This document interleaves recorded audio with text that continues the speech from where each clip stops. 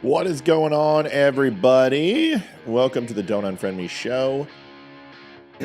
I love that intro. Very Eric Johnson-esque. It's got that slow feel. Synthesizer underscore. It's beautiful. You got to come over here and yell.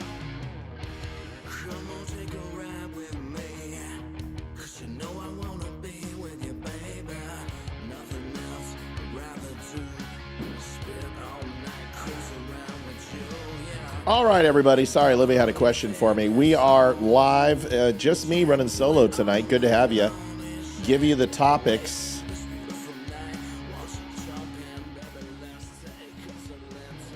A block is money is Washington. We'll go over what that means. Oh, Canada. Putin Plunder. Stephen Smith shocks the view. And Ryan Routh, Ukraine connection. And then we're going to go into the Trump address. We got an hour to do all that. We're going to do as much as we can. We'll see you in 3 minutes.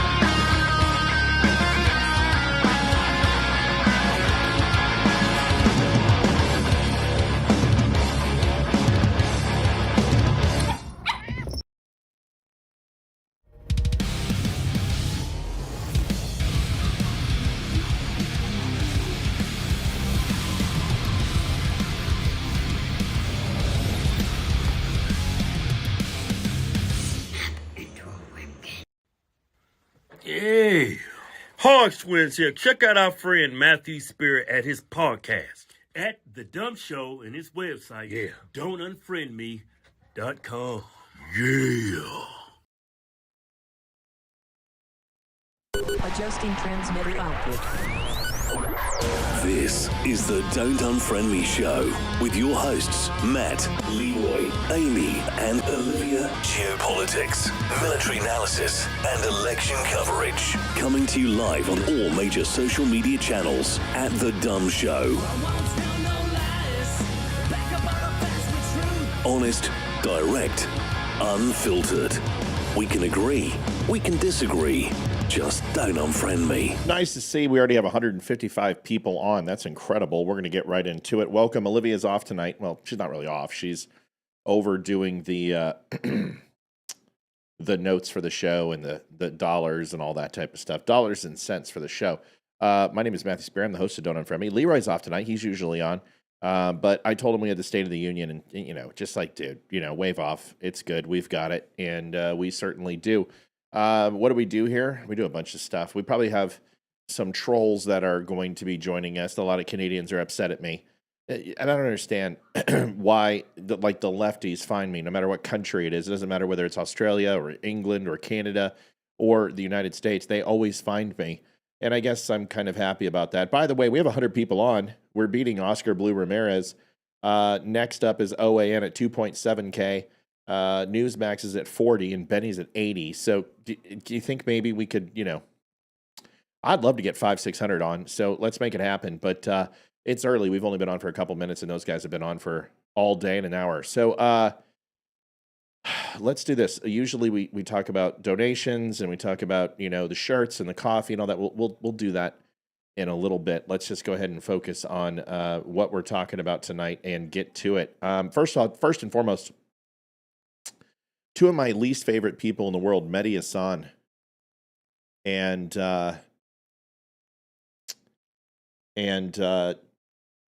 Joe, I think his name's Wallace. What's his name?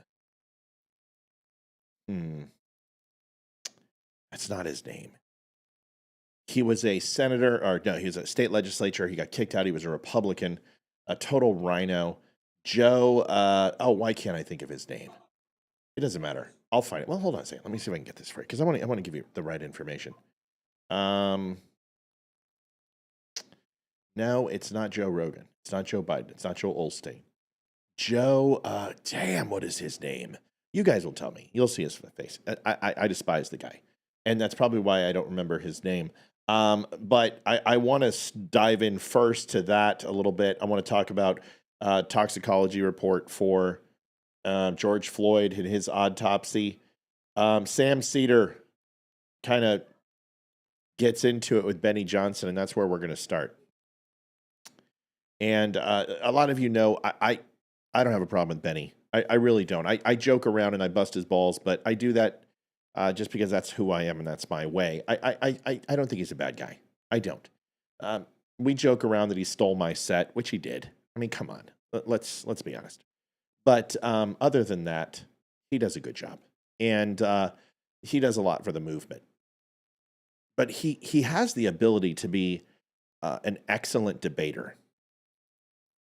No, not Joe Biscopo. You'll see who I'm talking about. I want to say maybe it's Joe West or Joe Kelly, or I'll figure it out. Once the segment starts, I'll know who it is. But anyway, so Benny got into it with this guy, and I want you to listen to it because it was on the Piers Morgan show, and it's a wonderful topic to dive into. And it really explains why the Delmarva area, DMV area, Delaware, Maryland, Virginia, Washington, D.C. is truly money-proof and recession-proof. And, Benny has a good chance. He's on there all the time, and good for him, and I appreciate that. But I want you to watch the debate style, and I want you to watch his talking points here.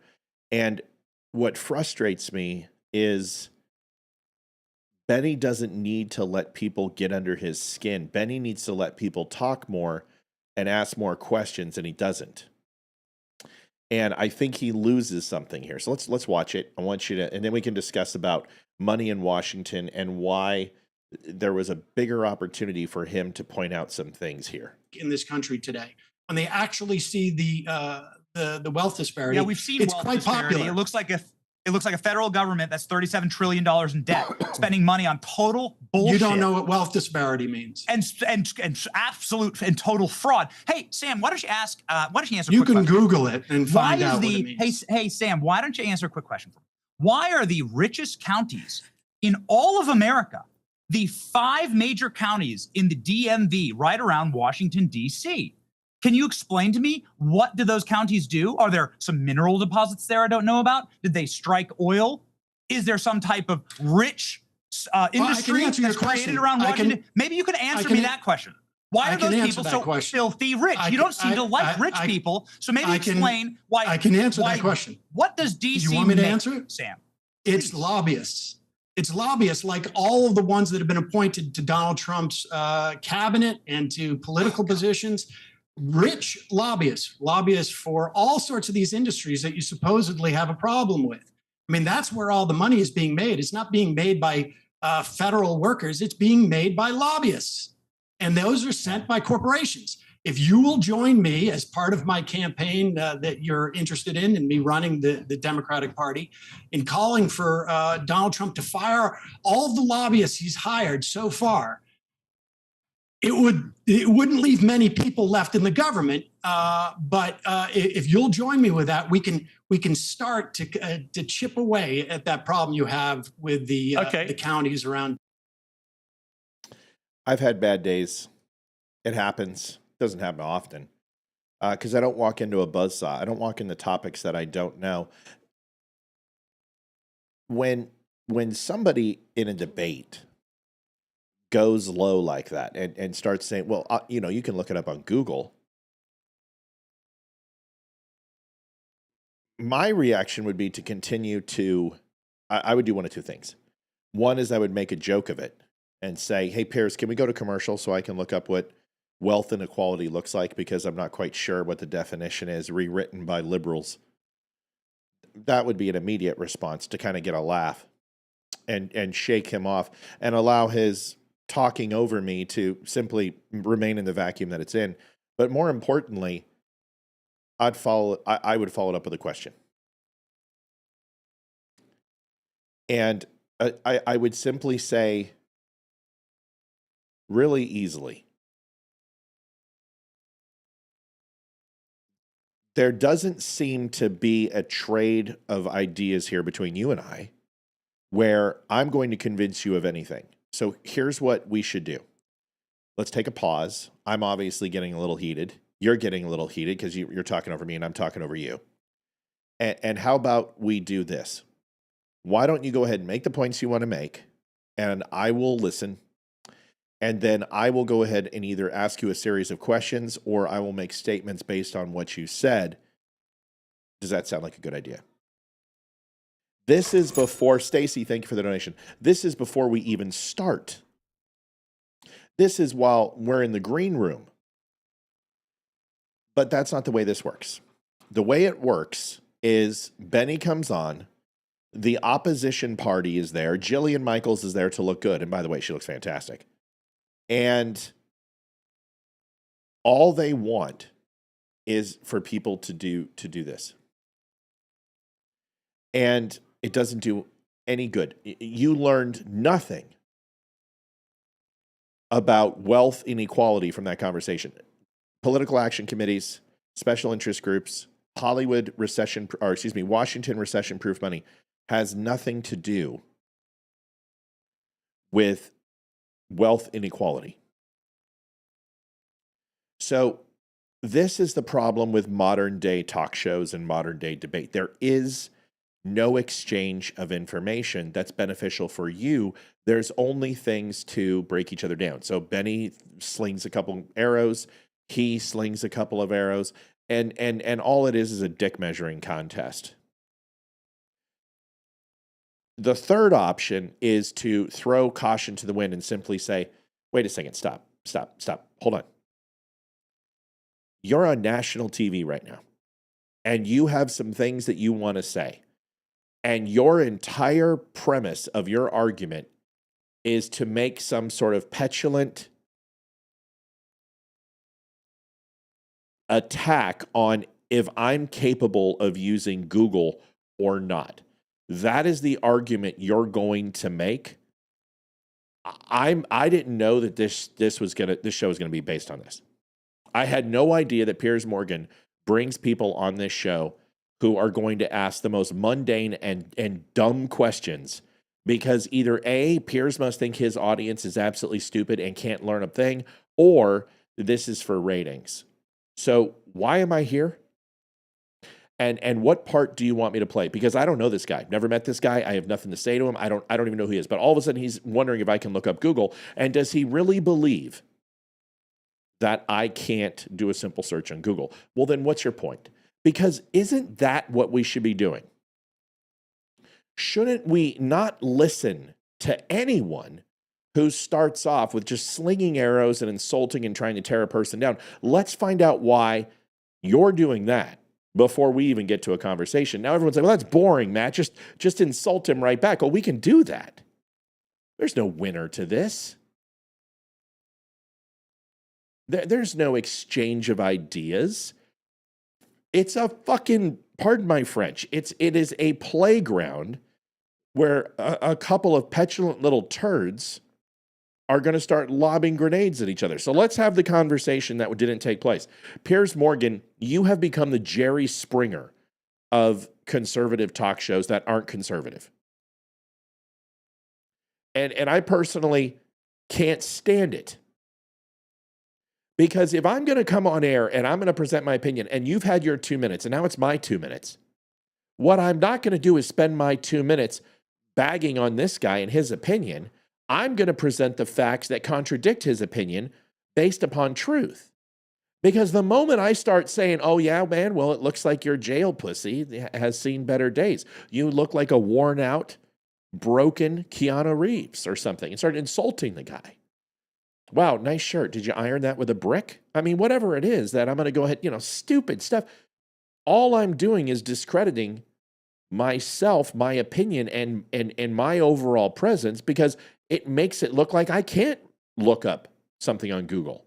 So the last thing I'm going to do is start demonstrating that this guy's right about me.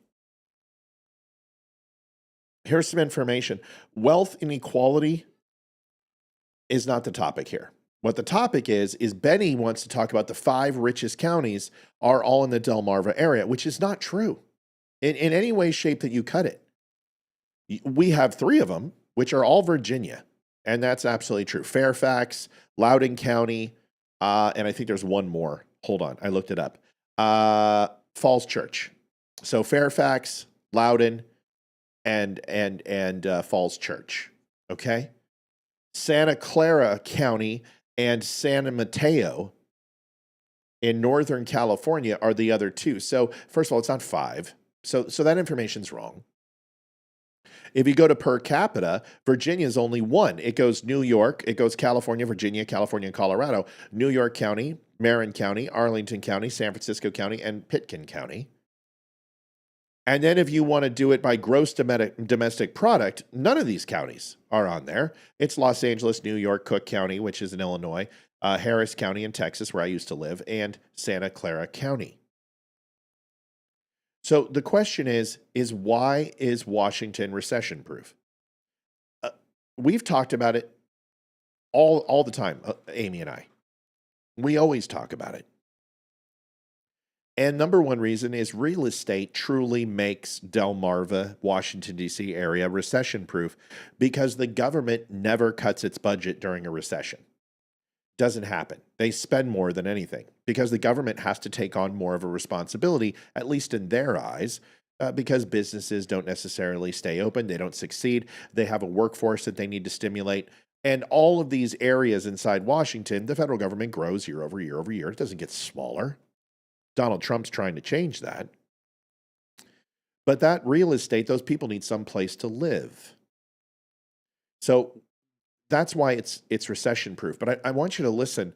Not only did I do a little research, but I live here. The federal government single-handedly is one of the largest and richest entities in the United States. Now, Apple has more cash on hand than the U.S. government, which is interesting. But when you can print it out ad nauseum, it kind of gives you that ace in the hole. Even during a recession, you just print more. But this is the number one area for defense contracting and government contracting here in the Delmarva area. It's massive.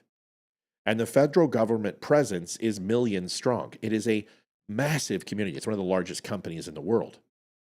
High tech and cybersecurity hub. All in the Delmarva area, there are massive data farms, and this employs tens of thousands of jobs a year. Healthcare, biotech industry, massive. Strong education and research institutions, tourism and international organizations. People still come to Washington, D.C. It's still a place where schools come, even during tough times. Wealthy and educated workforce. Some of the highest educated and richest people are here in the Delmarva area. So is it political action committees and special interest group that make Washington, D.C. rich? Yeah, of course it is, because it's a part of the Washington machine.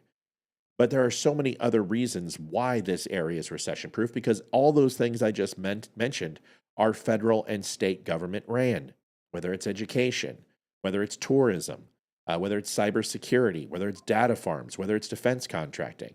So when you have most of the jobs that employ people in the Delmarva area, those jobs are going to be somewhat recession-proof because the government's involved. Now, does that mean Benny's wrong? Well, he was wrong about the counties, but does that mean he was wrong as to why. What Benny's point is that there is a ton of dark money. And inside Washington, there is a lot of corruption. If you ever had a VA contract, you would understand this, or a federal contract to do construction. These are all given out as bonuses and prizes to your family friend or an uncle who you have as a plumber. Everything is about who you know in Washington. But the money for these companies don't come into Washington just because they pay someone who's a PAC negotiator or a lobbyist, pay them $1.5 million a year or $2 million a year. That's not going to stimulate Washington, D.C. to be the richest county in the world. What it is exactly what I said. Some of the most high-paying jobs in the United States are right here in the Delmarva area. Now, is Piers Morgan interested in that conversation? No. But when this guy says, the one thing that's interesting is not only is he completely wrong with why the wealth inequality that he talks about happens here, it's that people are more educated in this area than anywhere else in the United States. There's a higher cost of living here than anywhere else in the United States. It's the safest place in the United States. It is the best education in the United States, right where I live in Loudoun County. So when this guy says, well, it's all because of dark money, and by the way, all the people that Donald Trump hired, well, it's interesting because all of those median reports that I just quoted you, the ones that Benny has, the one that he has, all come from 2023, 2024. In fact, Donald Trump wasn't even the president. So when he sits here and tries to make these subtle innuendos that Donald Trump is responsible for the wealth inequality in the Delmarva area, he's full of shit as a Christmas goose. This would have been very easy for Benny to go ahead and hit if Benny wasn't trying to score cool points. If Benny wasn't trying to make the guy look stupid, because the easiest way to make the guy look stupid is just to throw his facts back in his face that aren't facts. It's not that Benny's bad at his job. It's that Benny's particularly very good at one thing, which is slamming people with the gotcha. But this guy wasn't having it. And he was allowed to lie and make up stats and make up stuff that wasn't true. And it looks genuine because now there's nobody to challenge him. This is the number one thing I'm trying to get conservatives to see. I'm not telling you to always be an intellectual. It's okay to do dick and fart jokes. It's okay to troll the trolls. But when you have somebody who's on national TV and you're on a conservative somewhat show and you have the ability to change minds, don't muck it up by getting in the dregs with these guys because there is no winner in that. And all he has to do is look magnanimous. And remember, he looks like an aging Keanu Reeves and Henry Winkler here. And he comes off as an elitist or someone who's educated. And Benny comes off as a bully. Just not a good look. Point is, that's why the money's here. It's really simple to have a conversation with somebody. But this is the problem with why this show, I don't do this with people. I'm never going to invite somebody on my show who I have animus towards. Why would I?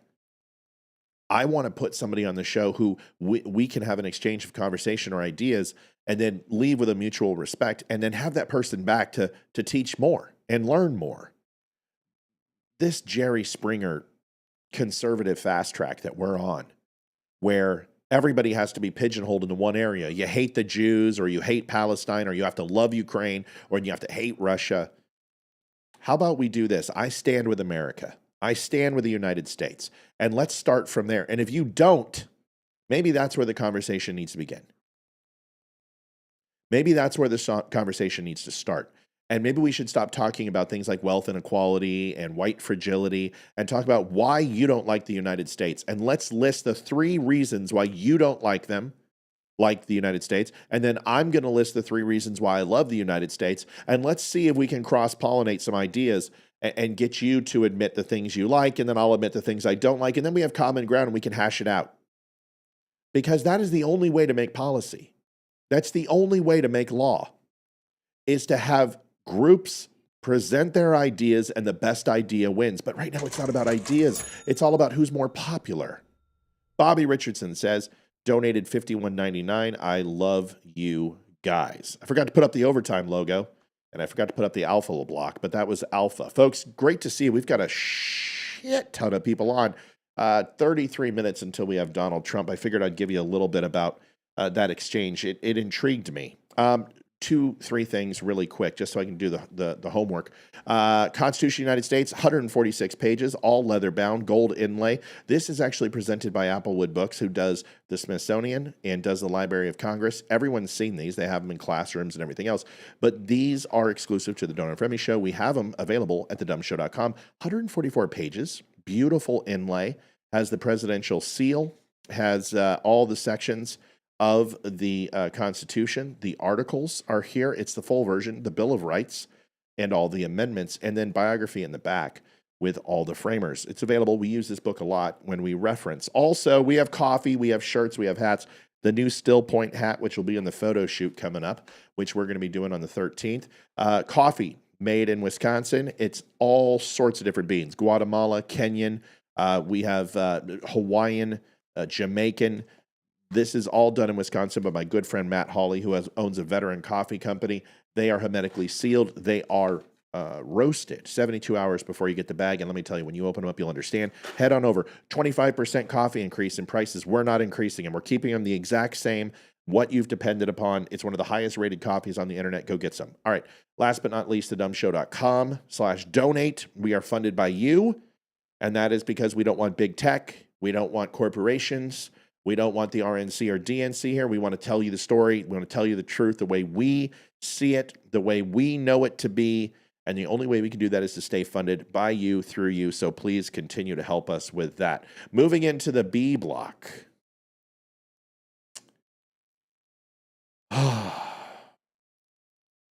That was a lot. Whew.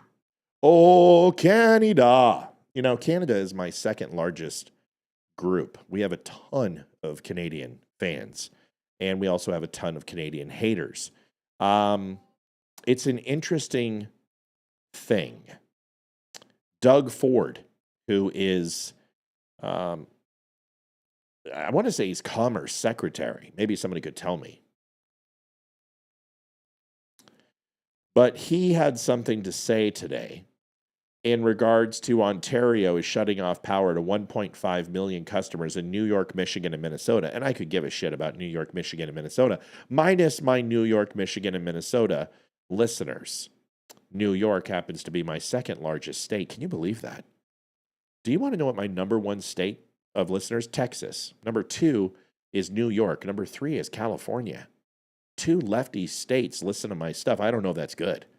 But either way, he's like a governor. Okay, so he's a governor. Well, here is what he said, and then I'm going to show you what I heard. Well, you guys get to decide. Do you want to hear what he said, or do you want to hear what I heard first? You guys decide. Pick. We'll do a quick poll. Just go ahead and put it in the comments. Do you want to hear what he actually said or what I heard he said? Go ahead and pick. He's the premier of Ontario. Got it.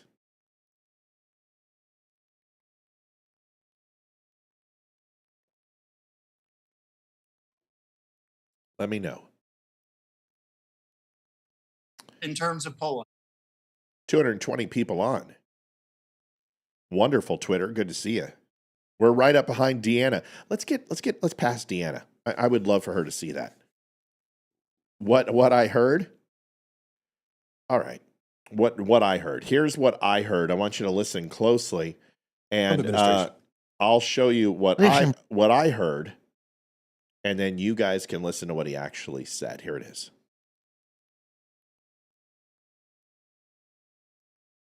So if I'm hearing you correctly, you are ready, sir, to go to war, to go to a trade war with the United States, with the Trump administration.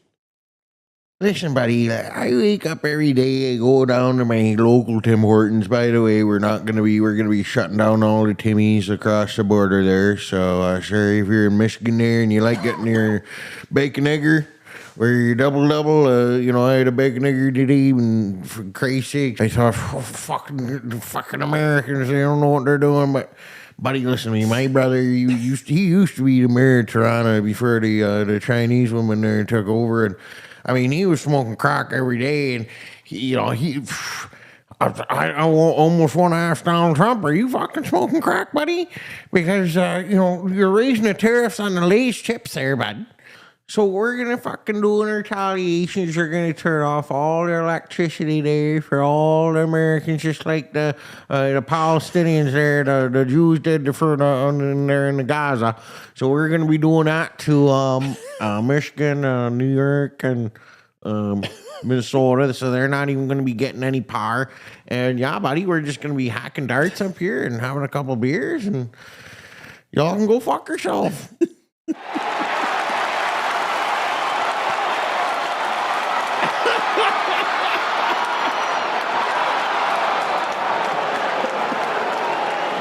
Oh, God, it's so good. So good. Someone said it sounds like Chef from the Muppets.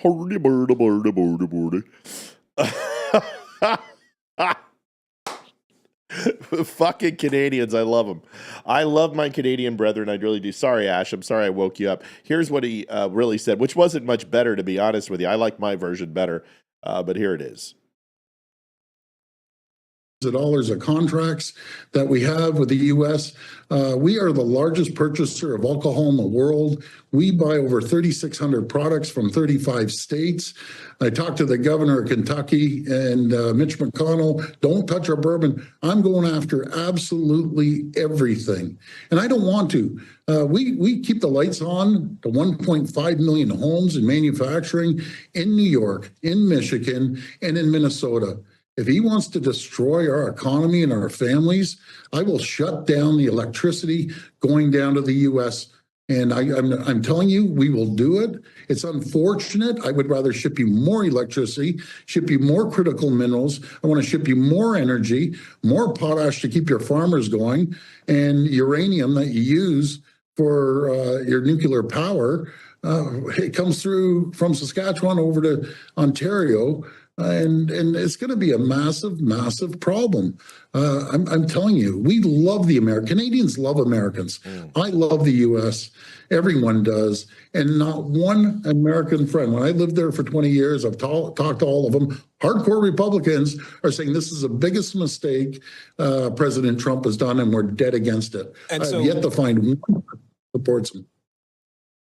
All right. That's all nice. That's all sweet. I love our Canadians, our Canadian friends too. That's what they're all about. I love them. They're not a bunch of hosers, eh? But listen, can we talk about the 800-pound gorilla in the room, please? And here it is. So I was doing some research, and you guys know I don't share stuff unless I do some research. If you want the link, I've got it for you.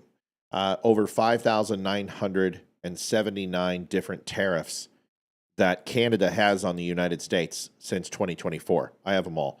Here's a few of them. And if you need me to bring the receipts, everybody knows I bring the receipts. You can come on if you want to and tell me how I'm been smoking too many maple leaves, eh? But yeah, you betcha. But we know the truth over here. We do.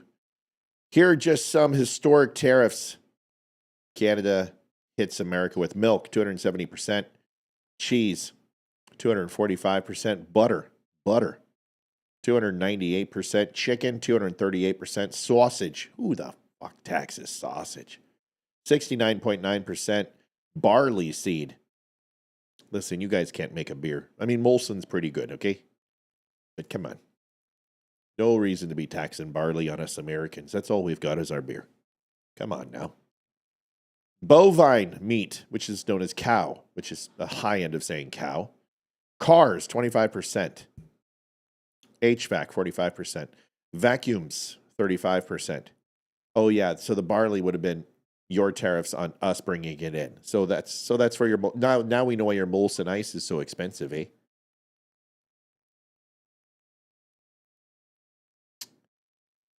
Vacuums, 35%. Think of all those women out there in Canada who are having to deal with that. 35% more for a vacuum. Honey, I need some more money from the credit card. Why? What did you do? Molson sucks. I know. It's the only Canadian beer I could think of. I mean, that just shows you how shitty Canadian beer is. We call it North Dakota gay piss water. Vacuums, 35%. Cable boxes, 35%. TV, 45%. Steel, 25%. Aluminum, 45%.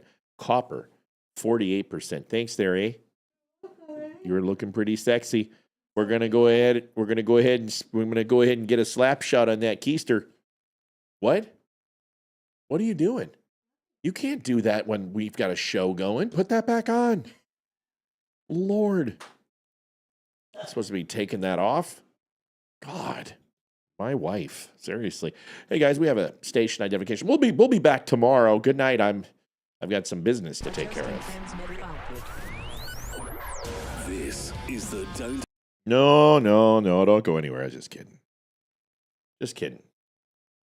So, when we say reciprocal tariffs, if anyone doesn't understand what reciprocal tariffs are, it's pretty simple. It means, oh shit. Mel from Gay, North Dakota is calling. Reciprocal tariffs mean if you do it, we do it to you. Okay? Now, Mel's going to come on and she's going to school me on these tariffs. So we're going to go ahead and we're going to put her on here and she's going to go ahead and tell me that I'm wrong. And then I'm going to tell her, so see, and I'm not going to insult her. She's not going to insult me. Yeah, maybe she will. All right, Mel, what did I miss? What's wrong? How did I screw it up? Well, no, you didn't, because I sent you that link to the source for the tariffs that the Canadians have improvised onto the U.S. over all these years. Never mind what happened during USMCA or whatever the hell they want to call it now. Well, like, it was NAFTA. And USMCA. Whatever. But Okay. Joe Q Public in Canada Yeah. doesn't understand what the Canadian government is imposing tariffs on.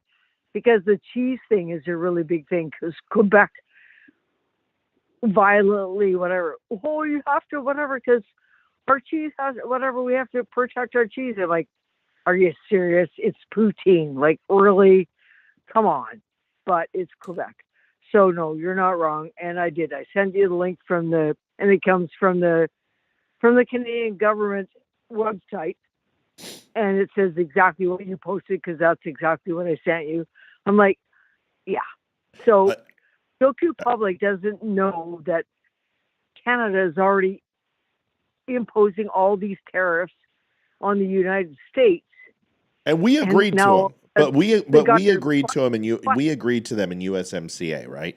So we have some responsibility to this. Is that we agreed to it? So, like, I don't blame Canada for everything, but I do that times change, right? Is that you know, Exactly. and we need to be a good trade partner. It's not about screwing each other over, right?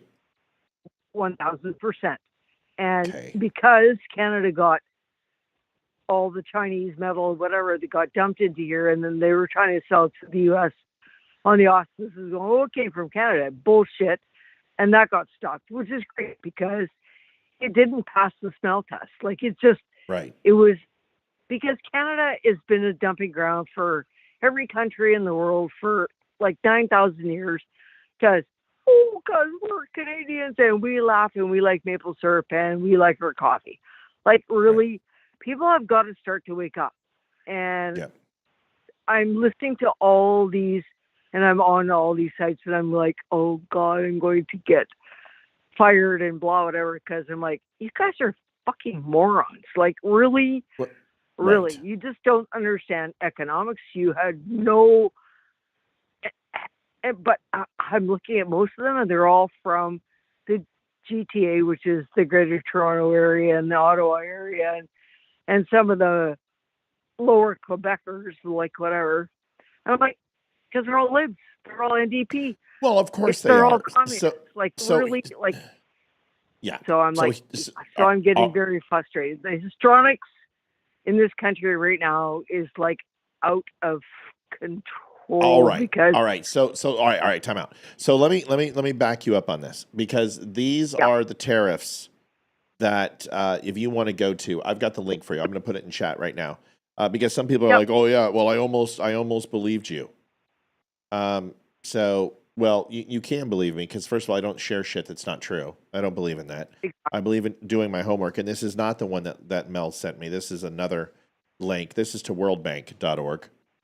And this is for Canada in all of the tariffs, and it has everything from fish It's to eels, swordfish, Atlantic salmon, sea bass, tuna. I mean, and there's 5,716 pages. Yeah, well, the one I sent you was just a short version of, and that did come from the Canadian government website, whatever. It was just the short version. It was not the longer version. And it's a whole lot longer than it is that what I sent you, because, yeah, you said it was 500 pages or whatever. Like, it's astronomical, but that's what the Canadian people don't know or understand, that we're putting these tariffs on these products that we send overseas to whatever. They don't know this. All of a sudden it's like, oh, Orange Man's bad because he's 25%. I'm like, you have no idea what our government Mel, is doing to Mel, everybody else. So, we have a question. Why are Canadian stores, and I don't mean to interrupt you, but I got 19 minutes to do 4 other blocks. Why is it that that Canadian stores are clearing the shelves of liquor? Don't they already own this? Or are they just going to go ahead and return to vendor and get a credit for it? that's posturing. It's bullshit. It's posturing. And they're probably gonna RTV, which is called return to vendor. And all liquor, all commodity type stuff, retail type stuff has a shelf life. And the contract will state if you can't sell it within 90 days, you can return it to the vendor for 75%. So a lot of these companies are just RTVing it, write it off as a loss, and that's it. It's just, she's right, it's posturing. Mel, I love you. Thanks for being on, kiddo. You're the best. Love you guys. Cheers. Love you too, buddy. See ya.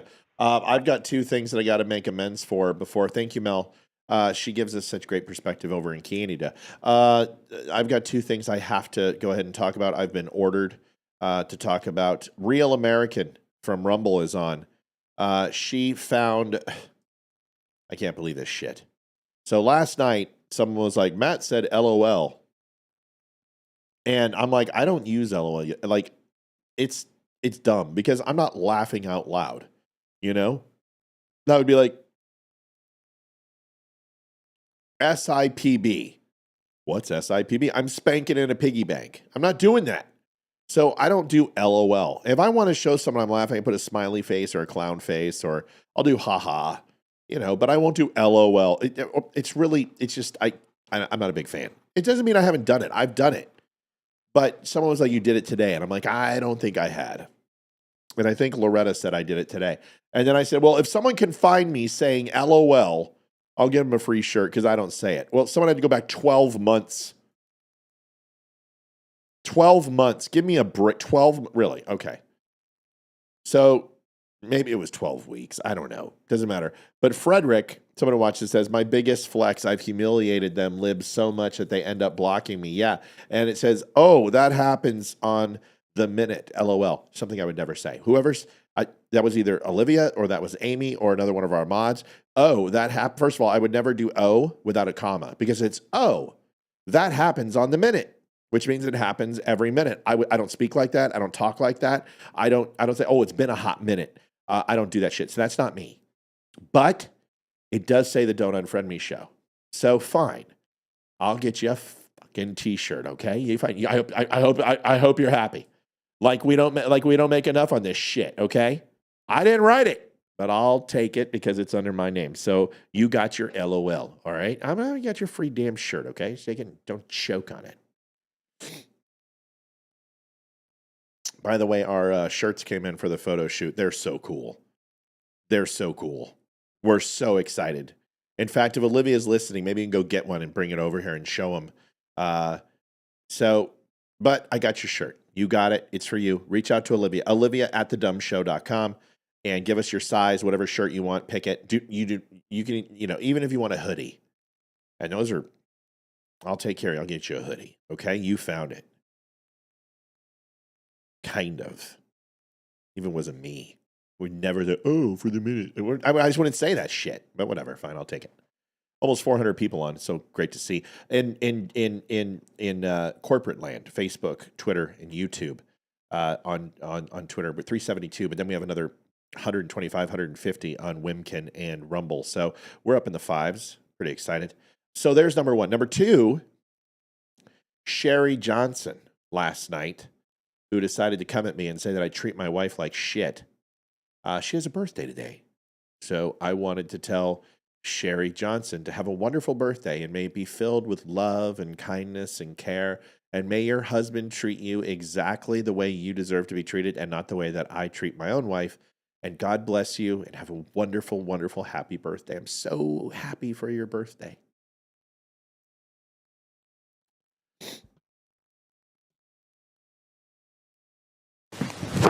Emotional damage. It was at this moment that Nathan knew he fucked up. Happy birthday, Sherry. We love you. And I got to read your little note you sent to Olivia, and you don't have to worry about it. Just know, like, I'm a big boy and I can take it. You can too. I love my wife. She is my best friend, and I humbly accept what you said. People go through bad days. Benny was having a bad day today. I don't take it personal. And I didn't even take it personal that day. I just have to say something when I see something. You're a beautiful, kind person, and we love you. And I hope you like your book, and I hope you like your message. I wrote you happy birthday, sincerely.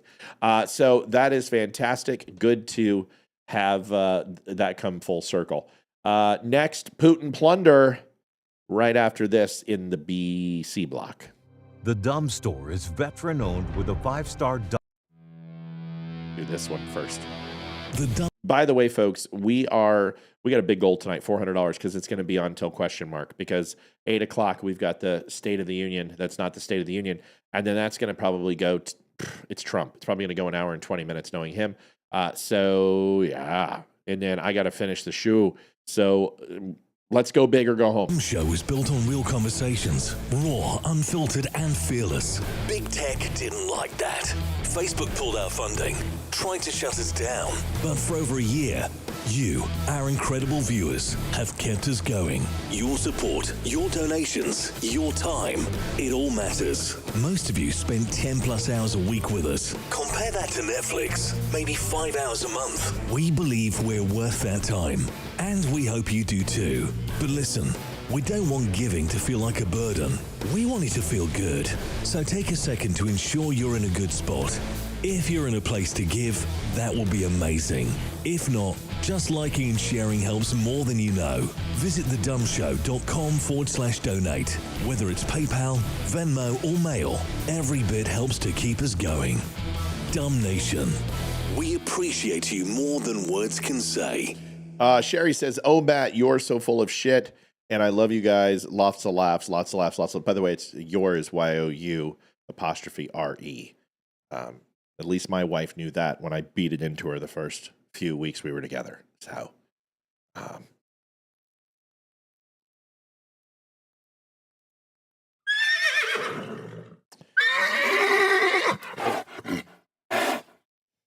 let's move on. Putin Plunder. Isn't it amazing that all the talking points are out? Russia, Russia, Russia, Putin, Putin puppet. I got called a Russian asset. Motherfuckers. Let me explain something. I spent better part of a decade fighting against Russian intelligence, Russian naval intelligence. Brian Moody, Olivia Portswing Fund. Absolutely. $21.10. She's going to swing for sure. I just don't know if it's going to be a port swing. Yes, I agree with you. That's coming soon. But all of the talking points are out. You might wonder, well, where do Democrats get all these wonderful talking points? I'm going to show you. Here's a video of 22 senators all saying the same shit. And this is crazy. Enjoy. When I win, I will immediately bring prices down starting on day one.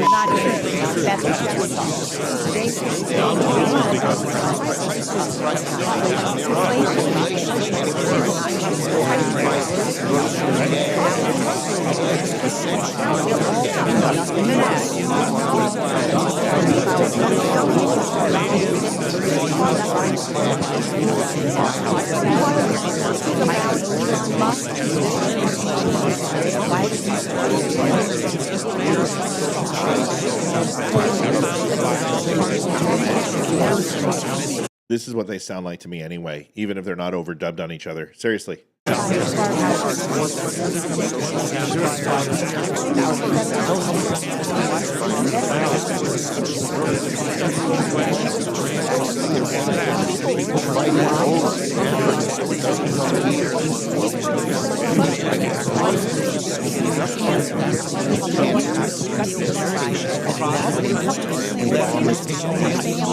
they doing this to Trump? They must be taking his right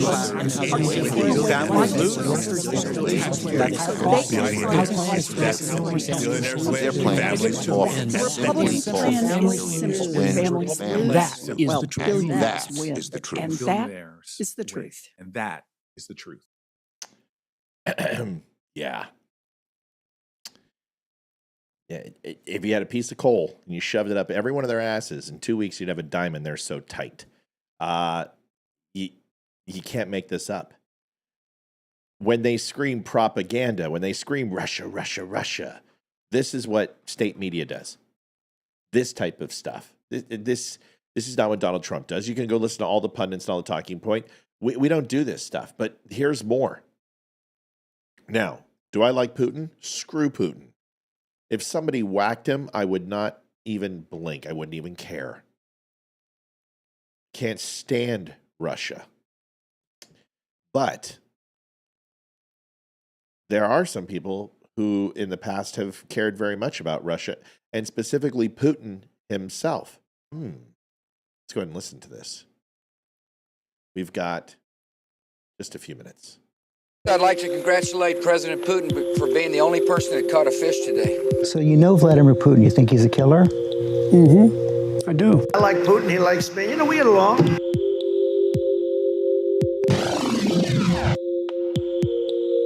When I looked the man in the eye, I found him to be very straightforward and trustworthy. We had a very good dialogue. I was able to get a sense of his soul. A lot of people never really dreamt that an American president and a Russian president could have established the friendship that we had. We were enemies for a long period of time.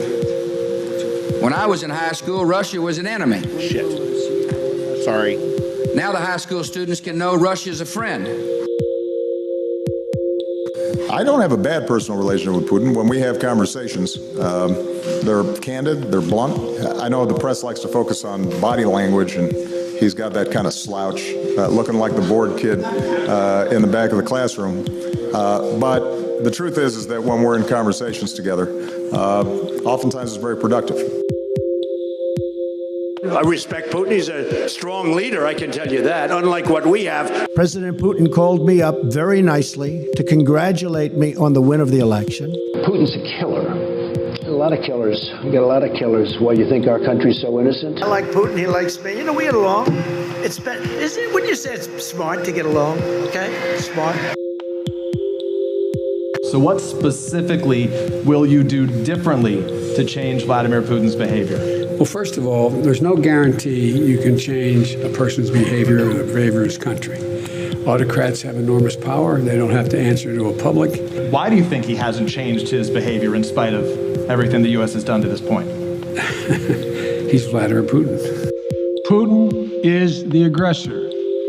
Putin chose this war. And now he and his country will bear the consequences. It's amazing how quickly things change. Don't you remember last night I showed you where Obama said, oh, well, the 1980s wants their foreign policy back to Mitt Romney. And when Mitt Romney looks magnanimous, you know you've got to be doing something interesting. Folks, I don't have much time because we have to go into the State of the Union. Stephen Smith shocks the view. We can show that later. Ryan Routh will do that too. But now we're going to go into the F block, which is going to be the State of the Union that is not the State of the Union. I'm so sick of it. It's not called a State of a Union. It's a commencement address to Congress. J.D. Vance, Vice President J.D. Vance is there.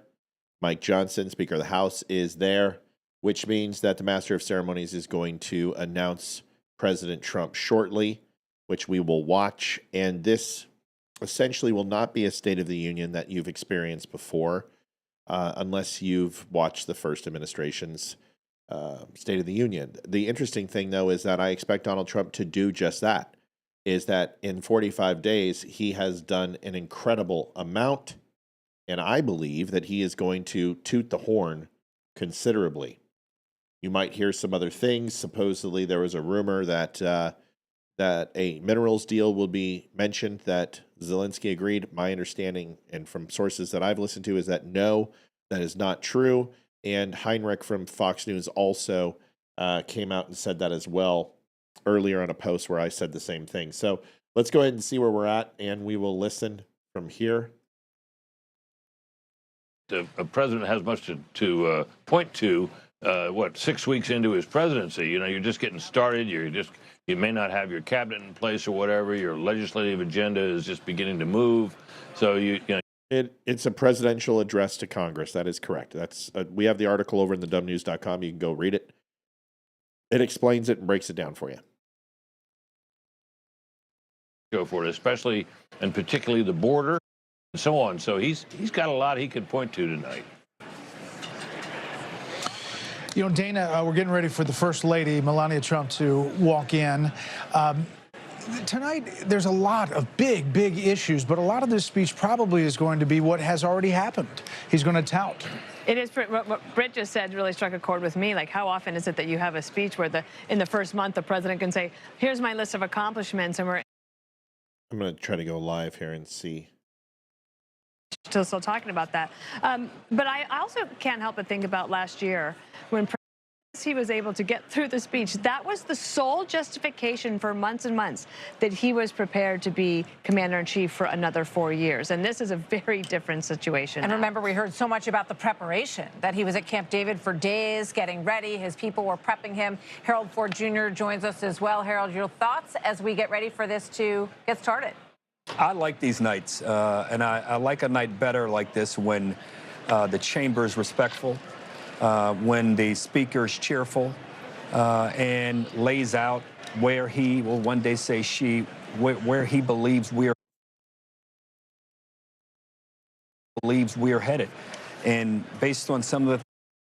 I love him, by the way, Harold Ford Jr. Folks, I'm going to throw in a commercial real quick. We are also accepting donations. We have a goal of 400 tonight. Big donation night for us. It's going to be a busy one. Here is this, and then we'll play the State of the Union. The presidential address joint session of Congress, and there will be 1 minute pauses to 30-second pauses every 15 minutes or so, because I got to do that for copyright, and one is you're not paying my cable bill. The Dumb Store is veteran-owned with a 5-star diamond rating for service and satisfaction. We offer quality products like coffee, shirts, hoodies, and hats, all made by veterans. Shop with confidence, backed by hundreds of 5-star reviews. Use code DUMB10 to save 10%. Visit thedumbshow.com today. Thank you for your support.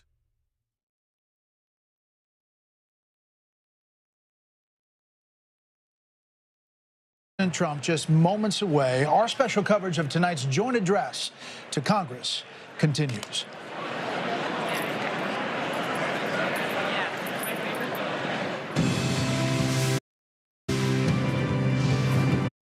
All right. Well, we don't need to do that.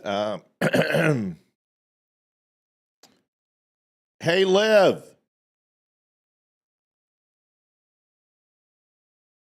Let's see if we can get one of the shirts for the photo shirt so y'all can see it. Oh, Britt dyed his hair. Looks a little orange. Could you grab one of the shirts? Your shirt or something? Yes. Yeah, Harold Ford Jr. is amazing. I hope he runs in 2028. I think he'd be an amazing candidate. I don't know if I'd vote for him. It depends on who's on the Republican ticket, but I'm a very big fan of Harold Ford Jr.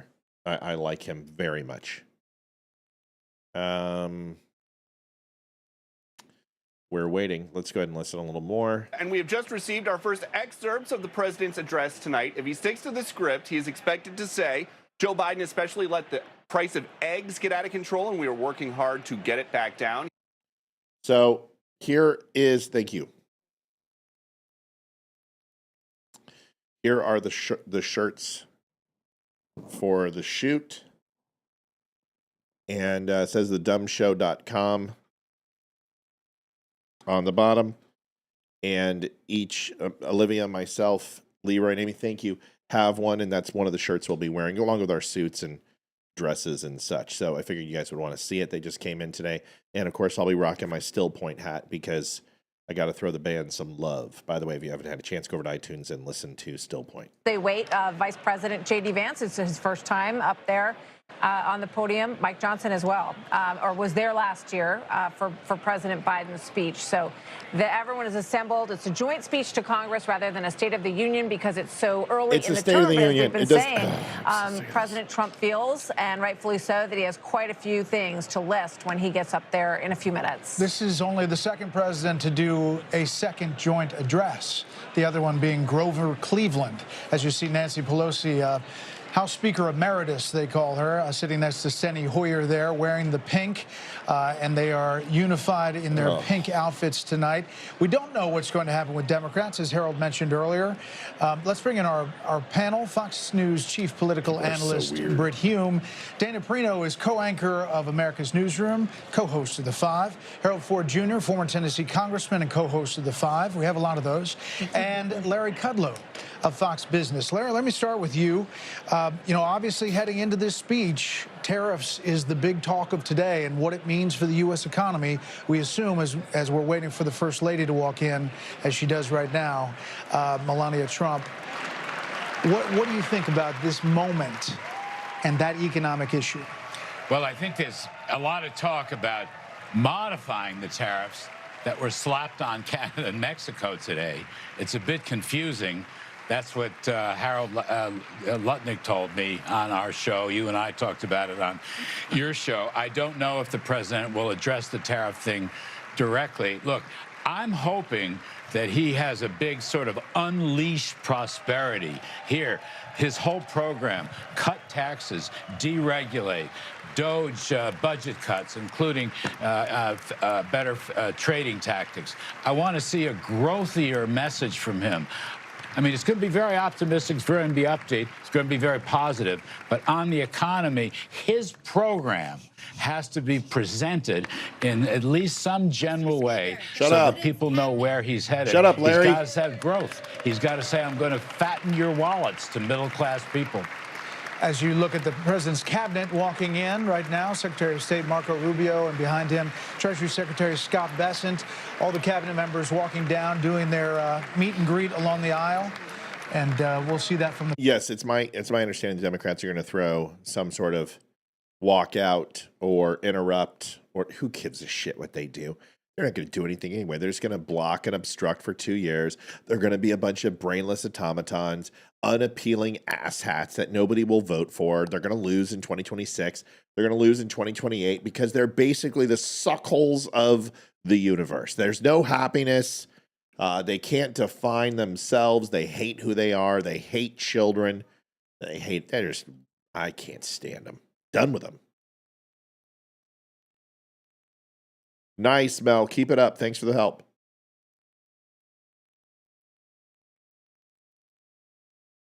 Shopping secretaries smoothed out, you know, was a little bit quicker as far as getting this speech together. You've been through this process. Well, every cabinet secretary will definitely want something in the speech. I forgot to switch it. Because then Folks, they can been go a out long and week. market it and I will sell show it. you First Lady. Now, Hold this on. is a huge audience for the president.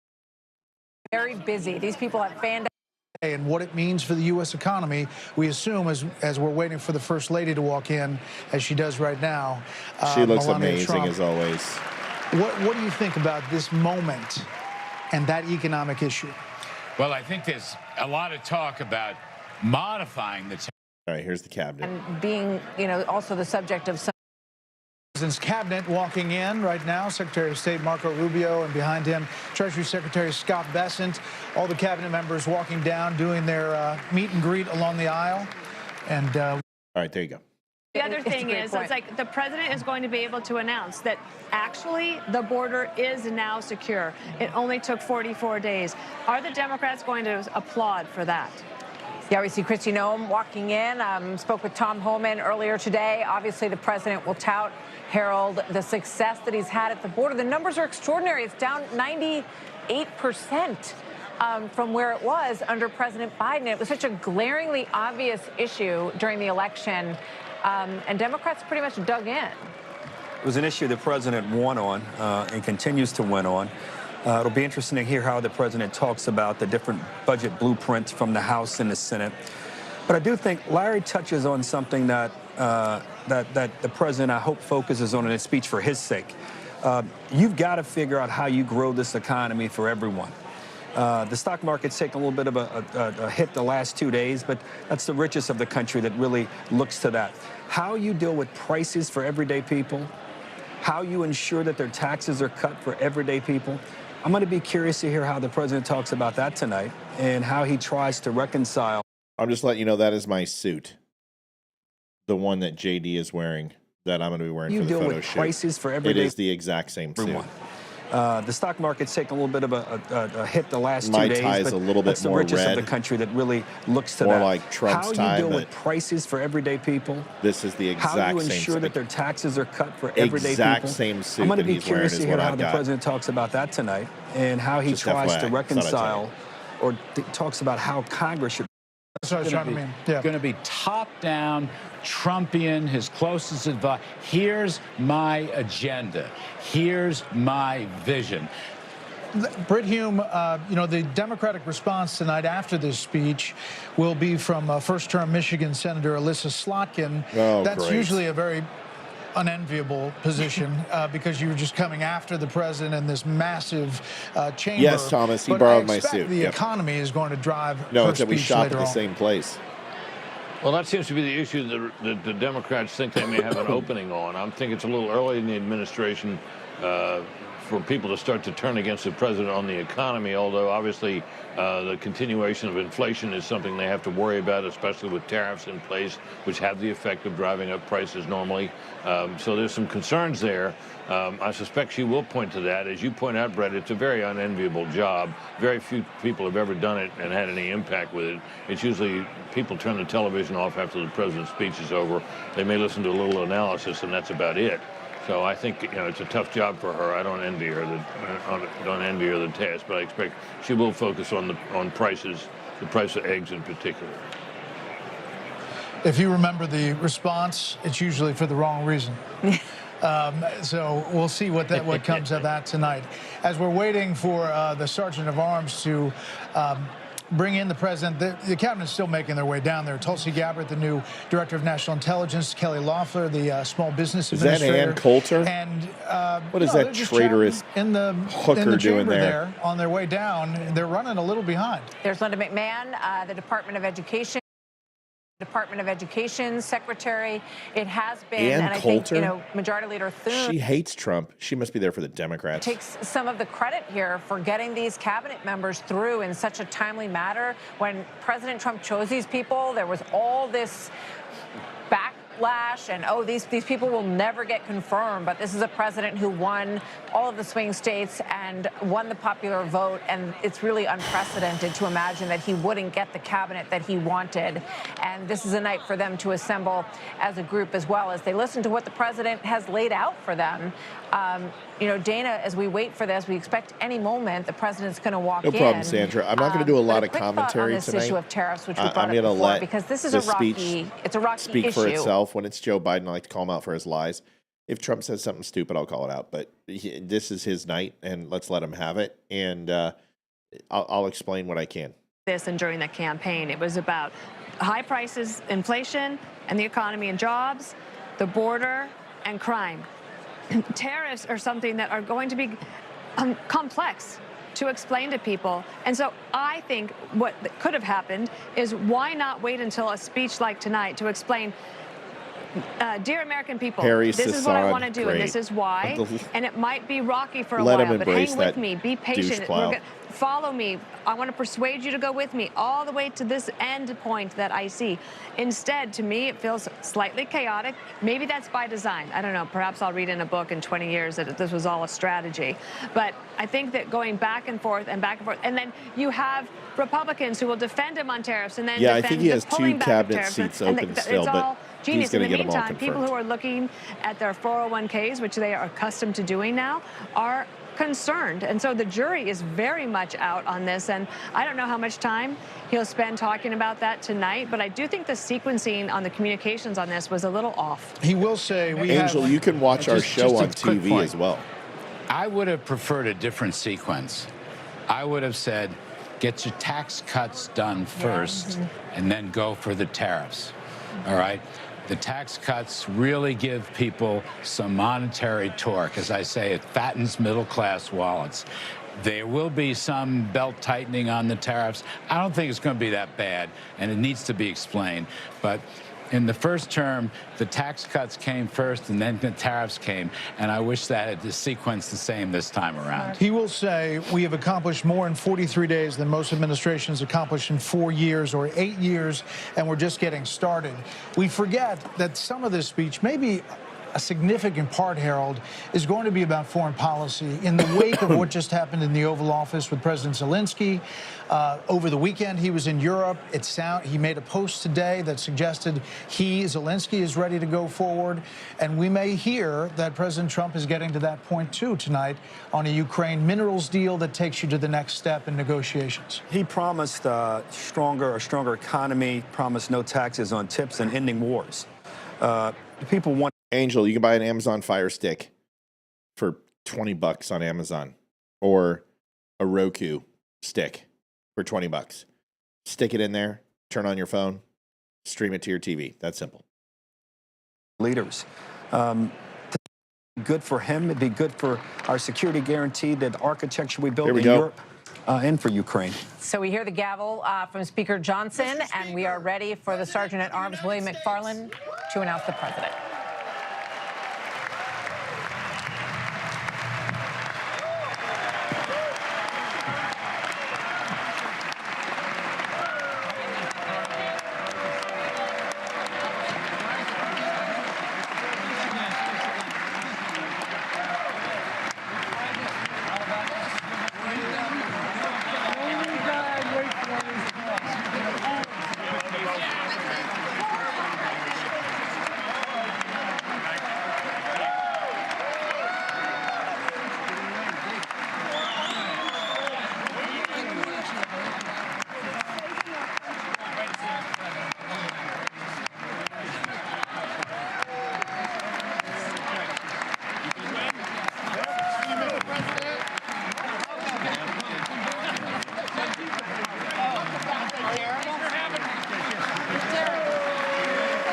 This is not normal.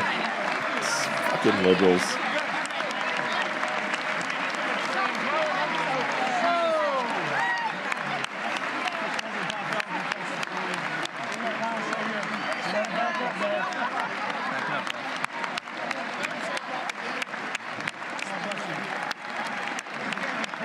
I love the person holding the sign that says this is not normal. Either are men and women's sports, either are killing 67 million babies, either are having open borders and preferring illegals over U.S. citizens. Go fuck yourselves, liberals. I'm so sick of you guys. I had 4 years to listen to your shit. I'm done. Sorry for the language.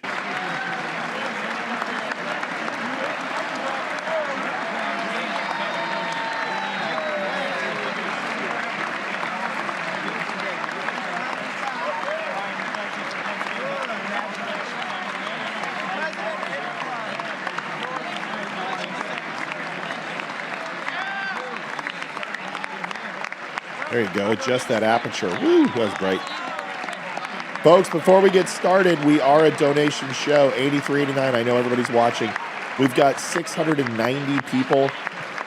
We've got over 600 on Twitter. 100 or so on Facebook. There's a bunch of people on. Listen, a lot of people don't get this on Fox or whatever. So you get it here, enjoy it, and if you can donate and help out the show, please do. Thanks. A significant moment there as he passes by Brett Kavanaugh and the other, Elena Kagan and the other members of the Supreme Court. Britt, you know, going down that aisle, we remember all of the people who used to pack into that aisle, including the late Sheila Jackson Lee from Texas. There are some, you know, people that just, this is their moment to shake the hand of the president, either party. Yeah, and And it doesn't really seem to matter too much how they feel at any other time about the president. There's always a certain number of members of the Congress who are selfie seekers, and they will crowd the edge of that aisle so that they can get themselves a picture with the president or shake his hand or be acknowledged by him.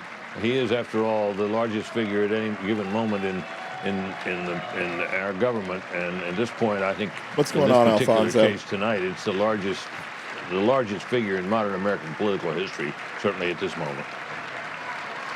He's shaking hands of some of the generals in the front row here. And just to keep in mind with the Supreme Court justices, he's got a couple of big cases before them right now. No, he's not ignoring. He's got executive branch officials. loyalists on both sides. He will be He's dealing doing with the fine. Supreme Court quite a bit in the coming weeks and months. Spend some time with them as he makes his way up to the podium. And he is nominating a new chairman of the Joint Chiefs, which is quite something as well, as he shakes those hands. And now as he gets ready to give the speech, shaking the hands of the Vice President and the Speaker, let's listen in to the President of the United States, Donald J. Trump, his first joint address in this term, his second overall, and his fifth as President of the United States.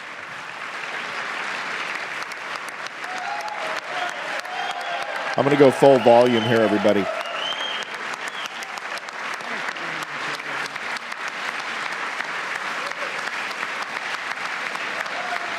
You might need to adjust your mics accordingly, but I've had it down a little bit, so it's going all the way up so everyone can hear it.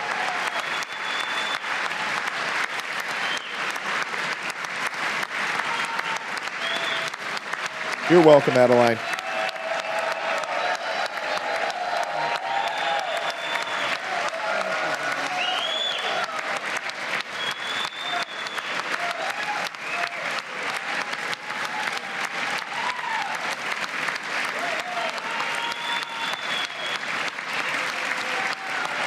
Thank you.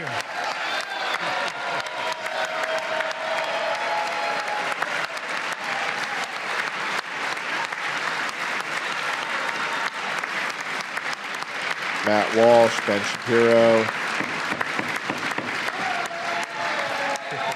Thank you very much. Thank you very much. It's a great honor. Thank you very much.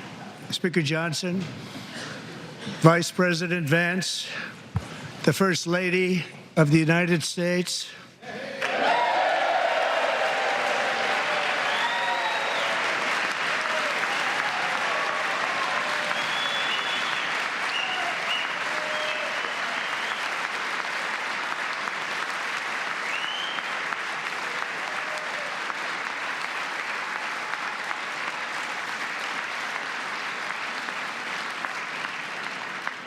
members of the United States Congress, thank you very much. And to my fellow citizens, America is back.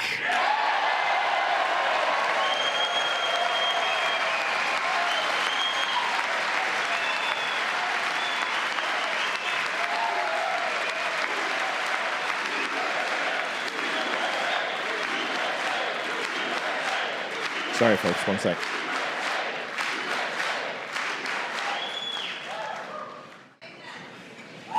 Six weeks ago, I stood beneath the dome of this Capitol and proclaimed the dawn of the golden age of America. From that moment on, it has been nothing but swift and unrelenting action to usher in the greatest and most successful era in the history of our country. We have accomplished more in 43 days than most administrations accomplished in 4 years or 8 years, and we are just getting started.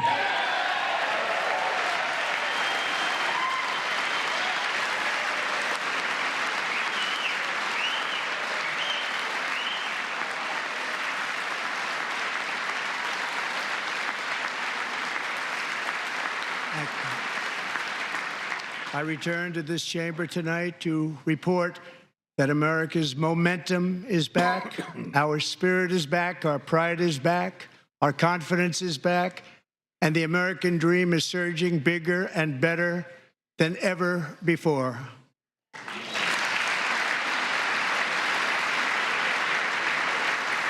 The American dream is unstoppable, and our country is on the verge of a comeback, the likes of which the world has never witnessed and perhaps will never witness again. There's never been anything like it. The presidential election of November 5th was a mandate like has not been seen in many decades. We won all 7 swing states, giving us an electoral college victory of 312 votes.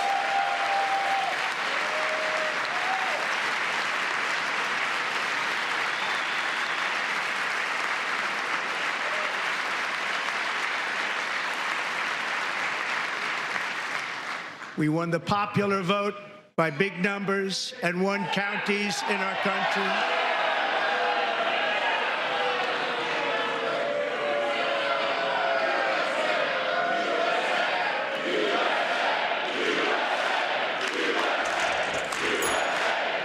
Thank you, CJ. Yeah, it's 7 swing states. That is 81% of all the counties went for Donald Trump and swam to the right. Thank you very much. You lost. We own all branches. 1,700 to 525 on a map that reads almost completely red for Republican.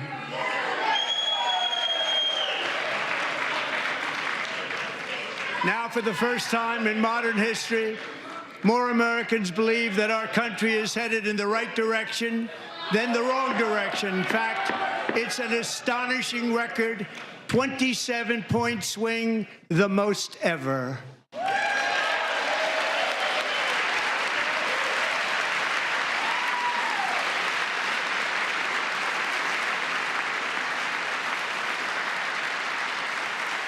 Likewise, small business optimism saw its single largest one-month gain ever recorded, a 41-point jump.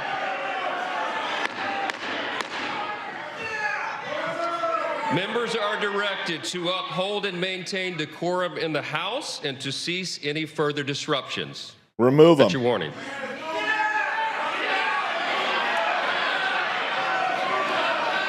Members are engaging in willful and continuing breach of decorum, and the chair is prepared to direct the Sergeant-at-Arms to restore order to the joint session. Damn fucking right. Drag them out by their fucking hair and their freaking... Oh, I hate them all. Hate them.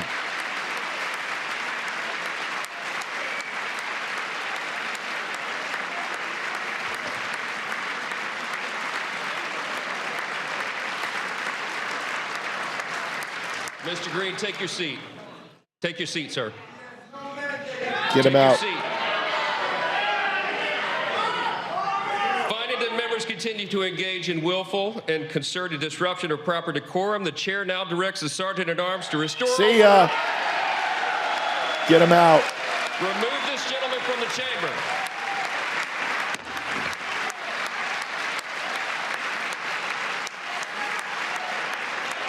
What a douche.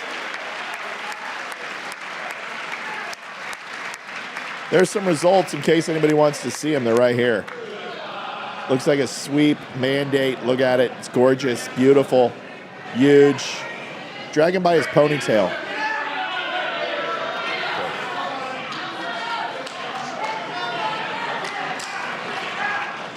That's Al Green. He's impeached the president and done articles of impeachment every time he's been in office. You should get them all out of there. House. Mr. President, you continue. Thank you.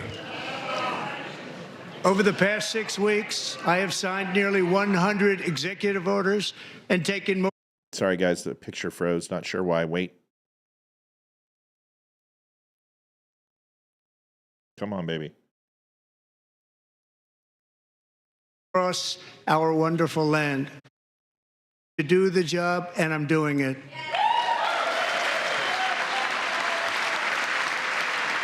Whew. There we go.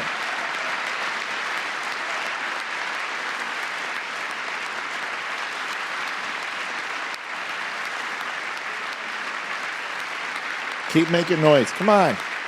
I want to see them all go out. In fact, it has been stated by many that the first month of our presidency, it's our presidency, is the most successful in the history of our nation. By many.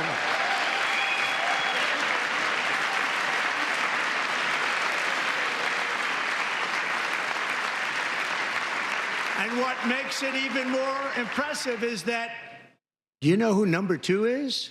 George Washington. How about that? How about that? I don't know about that list, but we'll take it. Within hours of taking the oath of office, I declared a national emergency on our southern border, and I deployed the U.S. military and Border Patrol to repel the invasion of our country. And what a job they've done. As a result, illegal border crossings last month were by far the lowest ever recorded, ever.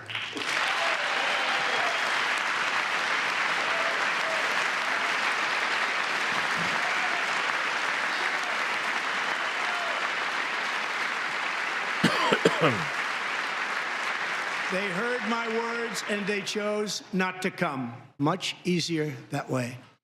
In comparison, under Joe Biden, the worst president in American history, there were hundreds of thousands of illegal crossings a month. Why didn't you guys run them again? All of them, including murderers, drug dealers, gang members, and people from mental institutions and insane asylums, were released into our country. Who would want to do that? This is my 5th such speech to Congress. And once again, I look at the Democrats in front of me, and I realize there is absolutely nothing I can say to make them happy or to make them stand or smile or applaud. Nothing I can do. I could find a cure to the most devastating disease, a disease that would wipe out entire nations, or announce the answers to the greatest economy in history, or the stoppage of crime to the lowest levels ever recorded. And these people sitting right here will not clap, will not stand, and certainly will not cheer for these astronomical achievements. They won't do it, no matter what. Five times I've been up here. It's very sad, and it just shouldn't be this way. Get them. Get them.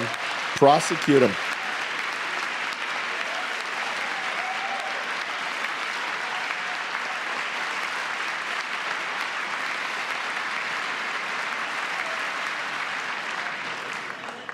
So Democrats sitting before me, for just this one night, why not join us in celebrating so many incredible wins for America? For the good of our nation, let's work together and let's truly make America great again. Is she drinking out of her umbrella?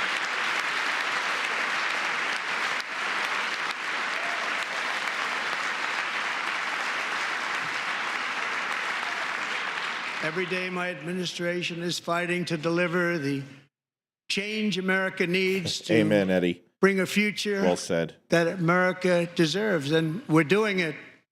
This is a time for big dreams and bold action. Upon taking office, I imposed an immediate freeze on all federal hiring, a freeze on all new federal regulations, and a freeze on all foreign aid.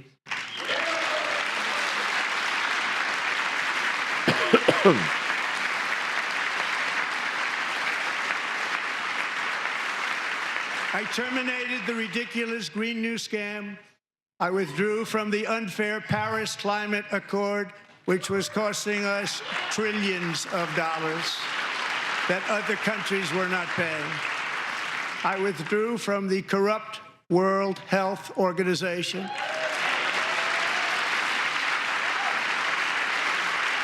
And I also withdrew from the anti-American UN Human Rights Council.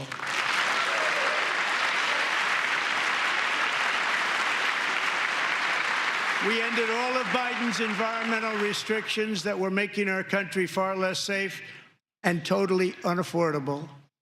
And importantly, we ended the last administration's insane electric vehicle mandate, saving our auto workers and companies from economic destruction.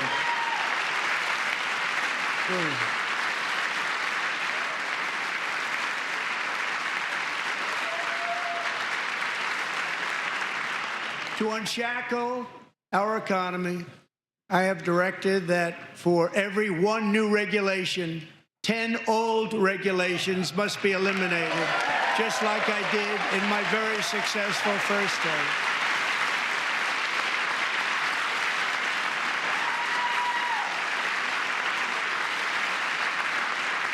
And in that first term, we set records on ending unnecessary rules and regulations like no other president had done before. We ordered all federal workers to return to the office. They will either show up for work in person or be removed from their job.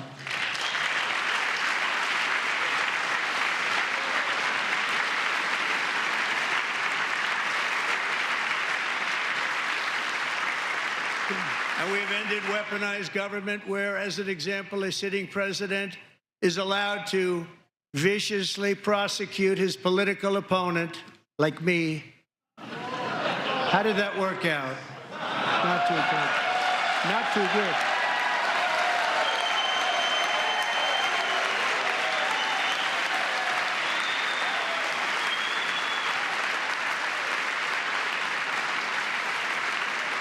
And I have stopped all government censorship and brought back free speech in America. It's back.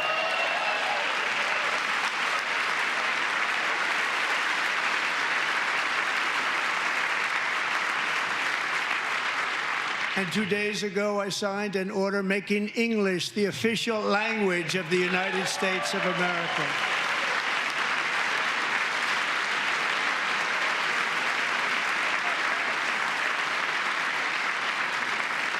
I renamed the Gulf of Mexico the Gulf of America.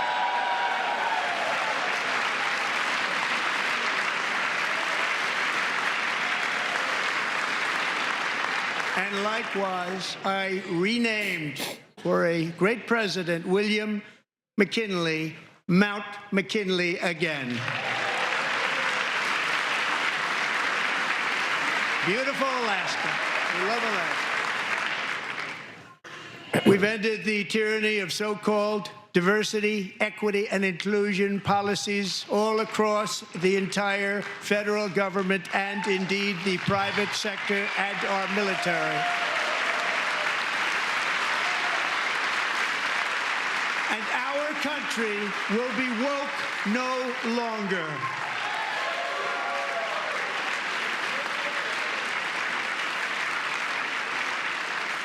We believe that whether you are a doctor, an accountant, a lawyer, or an air traffic controller, you should be hired and promoted based on skill and competence, not race or gender.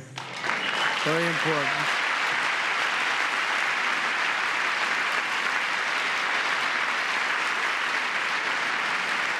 You should be hired based on merit. And the Supreme Court, in a brave and very powerful decision, has allowed us to do so. Thank you. Thank you very much. Thank you. We have removed the poison of critical race theory from our public schools, and I signed an order making it the official policy of the United States government that there are only two genders, male and female.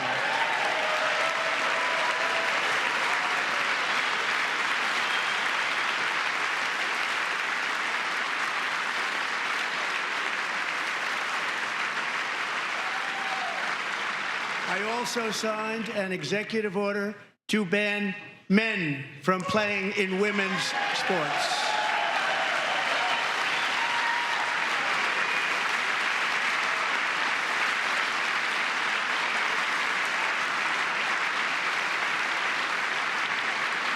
Three years ago, Peyton McNabb was an all-star high school athlete, one of the best, preparing for a future in college sports. But when her girls' volleyball match was invaded by a male, he smashed the ball so hard in Peyton's face, causing traumatic brain injury, partially paralyzing her right side, and ending her athletic career. It was a shot like she's never seen before. She's never seen anything like it. Peyton is here tonight in the gallery, and Peyton, from now on, schools will kick the men off the girls' team, or they will lose all federal funding.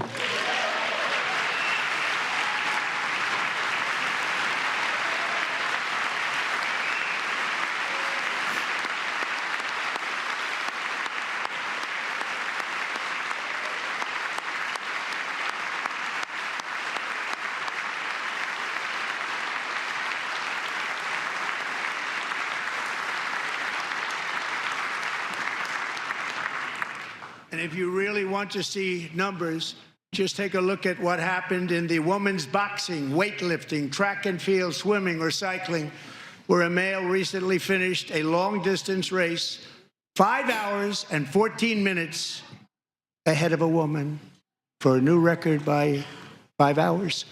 Broke the record by 5 hours. It's demeaning for women, and it's very bad for our country. We're not going to put up with it any longer.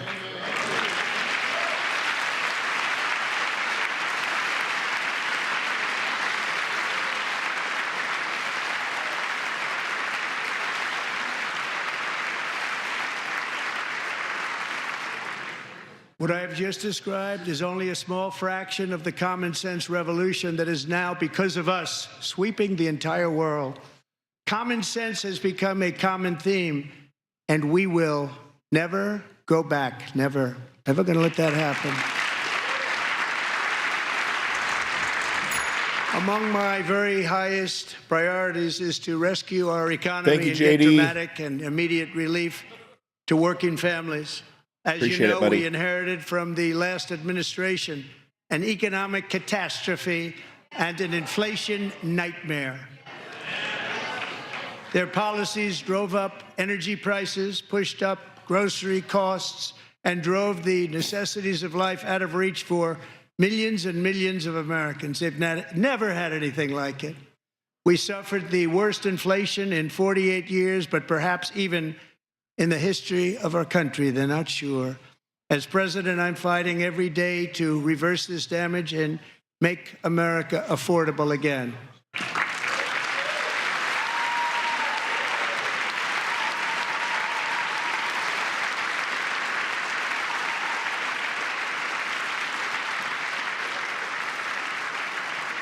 Joe Biden especially let the price of eggs get out of control.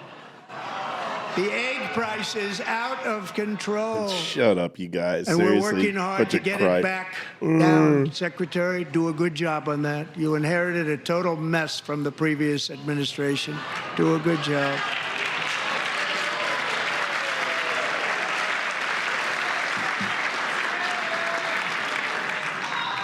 A major focus of our fight to defeat inflation is rapidly reducing the cost of energy.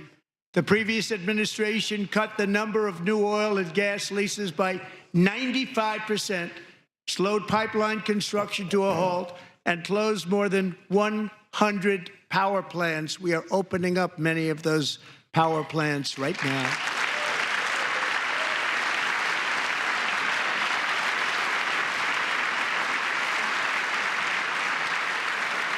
And frankly, we have never seen anything like it. That's why on my first day in office, I declared a national energy emergency. As you've heard me say many times, we have more liquid gold under our feet than any nation on earth, and by far. And now I fully authorize the most talented team ever assembled to go and get it. It's called Drill, Baby, Drill.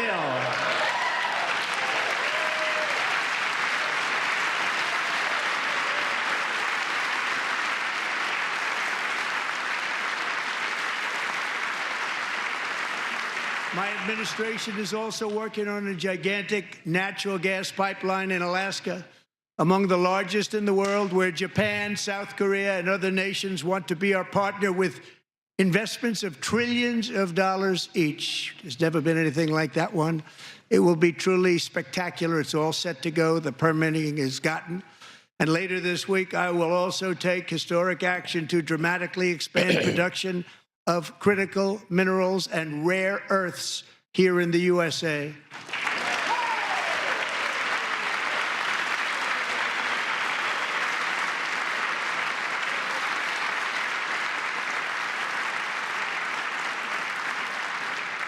To further combat inflation, we will not only be reducing the cost of energy, but will be ending the flagrant waste of taxpayer dollars.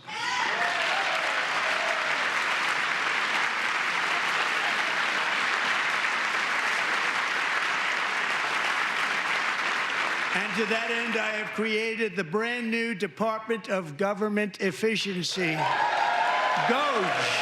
Perhaps you've heard of it. Perhaps.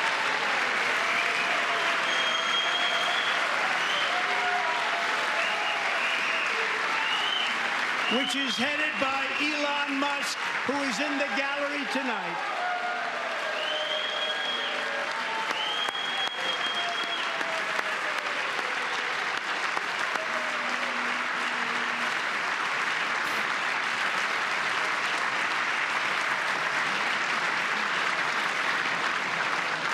Thank you, Elon. He's working very hard. He didn't need this. He didn't need this. Thank you very much. We appreciate it. Everybody here, even this side, appreciates it, I believe. They just don't want to admit that. Just listen to some of the appalling waste we have already identified. $22 billion from HHS to provide free housing and cars for illegal aliens. $45 million for diversity, equity, and inclusion. Thank you, scholarships Amy. in Appreciate Burma. $40 million to improve the social and economic inclusion of sedentary migrants. Nobody knows what that is. $8 million to promote LGBTQI+ in the African nation of Lesotho, which nobody has ever heard of. $60 million for indigenous peoples and Afro-Colombian empowerment in Central America. $60 million. $8 million for making mice transgender. This is real. $32 million for a left-wing propaganda operation in Moldova. $10 million for male circumcision in Mozambique. $20 million for the Arab Sesame Street in the Middle East. It's a program. $20 million for a program. $1.9 billion to recently created Decarbonization of Homes Committee, headed up, and we know she's involved. Just at the last moment, the money was passed over by a woman named Stacey Abrams. Have you ever heard of her? A $3.5 million consulting contract for lavish fish monitoring. $1.5 million for voter confidence in Liberia. $14 million for social cohesion in Mali. $59 million for illegal alien hotel rooms in New York City. He's a real estate developer. He's done very well. $250,000 to increase vegan local climate action innovation in Zambia. $42 million for social and behavior change in Uganda. $14 million for improving public procurement in Serbia. $47 million for improving learning outcomes in Asia. Asia's doing very well with learning. We know what we're doing. We should use it ourselves. And $101 million for DEI contracts at the Department of Education. The most ever paid, nothing even like it. Under the Trump administration, all of these scams, and they're far worse, but I didn't think it was appropriate to talk about them. They're so bad. Many more have been found out and exposed and swiftly terminated by a group of very intelligent, mostly I'm just going to say, if any of you are surprised by these numbers, you don't watch my show enough because I've covered all of this. I am shocked to see some of you surprised.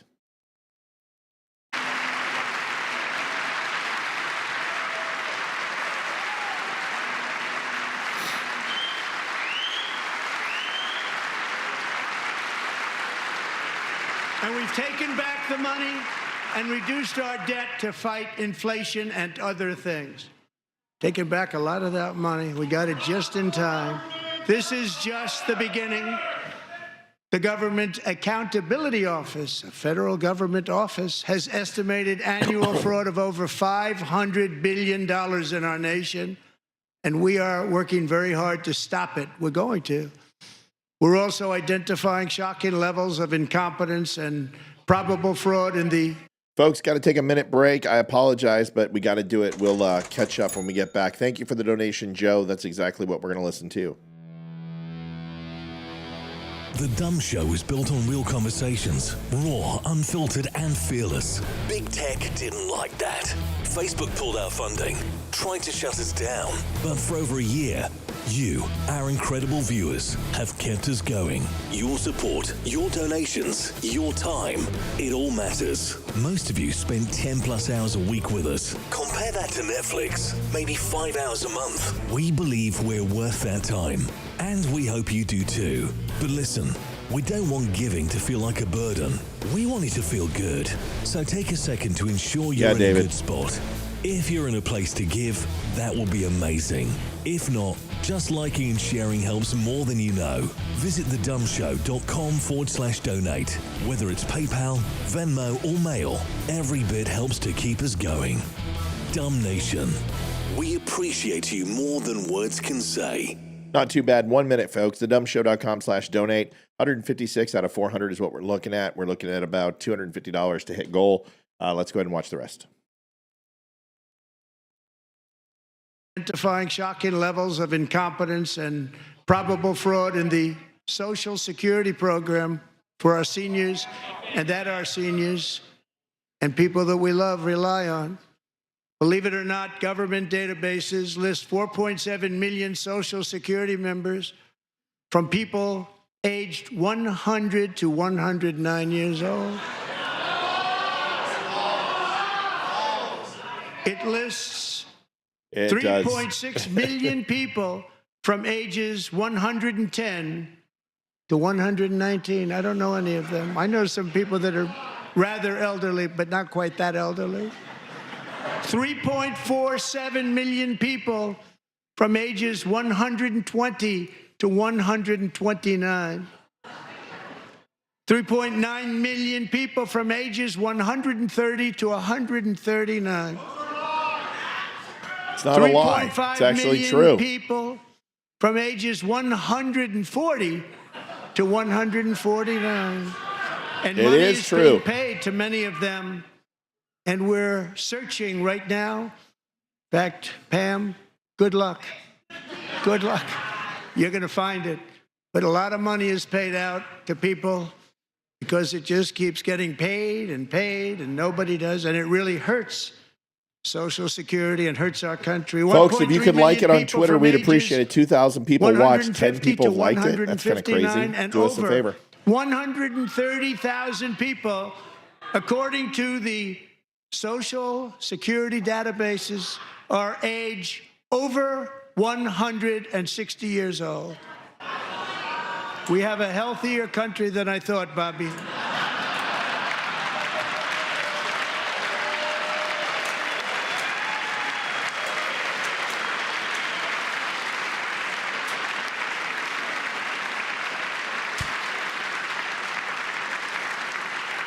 Including, to finish, 1,039 people between the ages of 220 and 229, one person between the age of 240 and 249, and one person is listed at 360 years of age. More than 100 years. More than 100 years Joe Biden. older than our country. Thank you, Frank. But we're going to find out where that money's going. and it's not going to be pretty. By slashing all of the fraud, waste, and theft we can find, we will defeat inflation, bring down mortgage rates, lower car payments and grocery prices, protect our seniors, and put more money in the pockets of American families.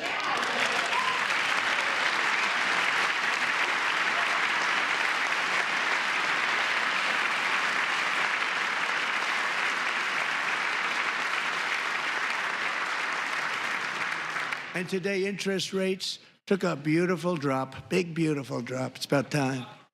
And in the near future, I want to do what has not been done in 24 years, balance the federal budget. We're going to balance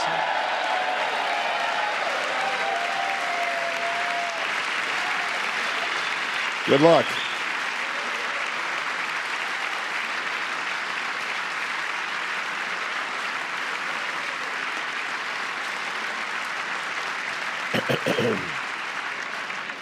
With that goal in mind, we have developed in great detail what we are calling the Gold Card, which goes on sale very, very soon. For $5 million, we will allow the most successful job-creating people from all over the world to buy a path to U.S. citizenship. It's like the green card, but better and more sophisticated. And these people will have to pay tax in our country. They won't have to pay tax from where they came. The money that they've made, you wouldn't want to do that, but they have to pay tax, create jobs. They'll also be taking people out of colleges and paying for them so that we can keep them in our country instead of having them being forced out. Number one, at the top school, as an example, being forced out and not being allowed to stay and create tremendous numbers of jobs and great success for a company out there. So while we take out the criminals, killers, traffickers, and child predators who are allowed to enter our country under the open border policy of these people, the Democrats, the Biden administration, the open border insane policies that you've allowed to destroy our country, we will now bring in brilliant, hardworking, job-creating people. They're going to pay a lot of money, and we're going to reduce our debt with that money.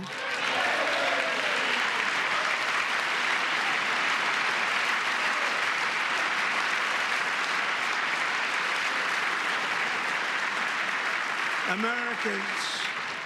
I'm trying not to comment so we can stay live, but I have so many things to say in regards to the Social Security, but that's another show. We'll just keep going. And profound change. For nearly 100 years, the federal bureaucracy has grown until it has crushed our freedoms, ballooned our deficits, and held back America's potential in every possible way. The nation founded by pioneers and risk takers now drowns under millions and millions of pages of regulations and debt. Approvals that should take 10 days to get instead take 10 years, 15 years, and even 20 years before you're rejected. Meanwhile, we have hundreds of thousands of federal workers who have not been showing up to work. My administration will reclaim power from this unaccountable bureaucracy, and we will restore true democracy to America Paul. Thanks, again. buddy. You want to go? Hey, you do me a favor? Would you mind grabbing me some water? And any federal bureaucrat who resists this change will be removed from office immediately. Because we are draining the swamp. It's very simple. And the days of rule by unelected bureaucrats are over.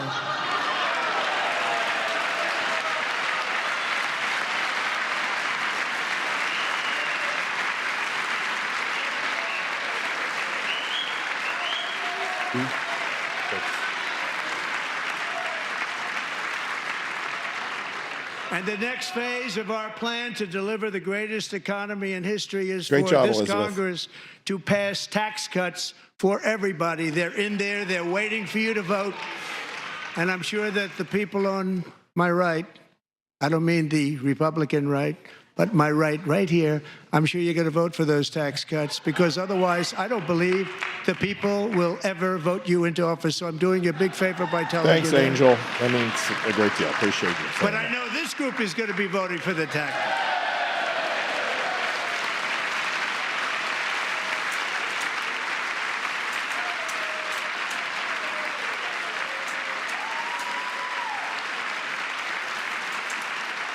Thank you.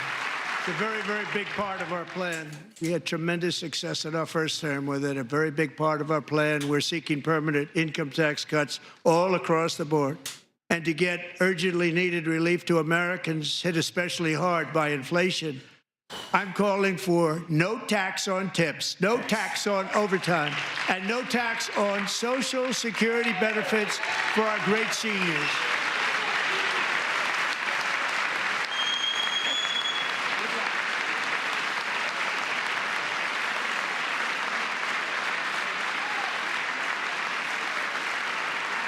Oh, God.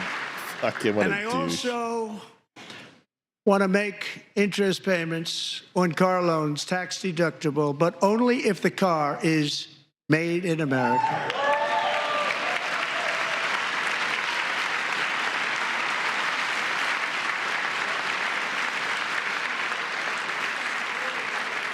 And by the way, we're going to have growth in the auto industry like Sure. nobody's Sit like ever that. seen. Plants are opening up all over the place. Deals are being made.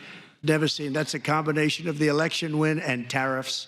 It's a beautiful word, isn't it? Oh, boy. That, along with our other policies, will allow our auto industry to absolutely boom. It's going to boom.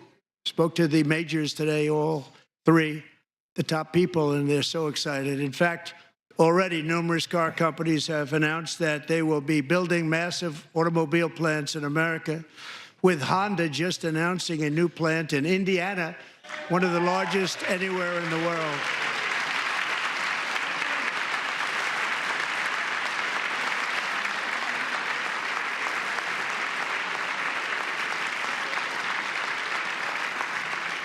And this has taken place since our great victory on November 5th, a date which will hopefully go down as one of the most important in the history of our country.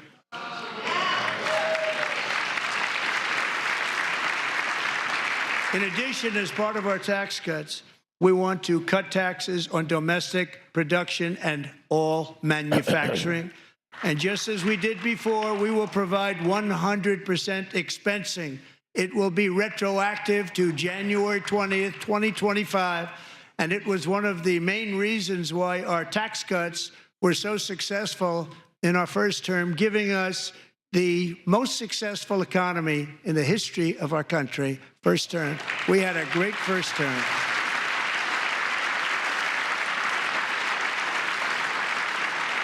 If you don't make your product in America, however, under the Trump administration, you will pay a tariff, and in some cases, a rather large one. Other countries have used tariffs against us for decades, and now it's our turn to start using them against those other countries. Thank you, David Hall. $25 average, support. the Appreciate European it, David. Union, Thank you. China, Brazil, India, Mexico, and Canada. Have you heard of them? And countless other nations charge us tremendously higher tariffs than we charge them. It's very unfair. India charges us auto tariffs higher than 100%. China's average tariff on our products is twice what we charge them. And South Korea's average tariff is 4 times higher. Think of that, 4 times higher. And we give so much help militarily and in so many other ways to South Korea. But that's what happens. This is happening by friend and foe. This system is not fair to the United States and never was. And so on April 2nd, I wanted to make it April 1st, but I didn't want to be accused of April Fool's Day. That's not, just one day was cost us a lot of money. But we're going to do it in April. I'm a very superstitious person. April 2nd, reciprocal tariffs kick in. And whatever they tariff us, other countries, we will tariff them. That's reciprocal, back and forth. Whatever they tax us, we will tax them. If they do non-monetary tariffs to keep us out of their market, then we will do non-monetary barriers to keep them out of our market. There's a lot of that, too. They don't even allow us in their market. We will take in trillions and trillions of dollars that create jobs like we have never seen before. I did it with China and I did it with others, and the Biden administration couldn't do anything about it because there was so much money they couldn't do anything about it. We have been ripped off for decades by nearly every country on earth, and we will not let that happen any longer.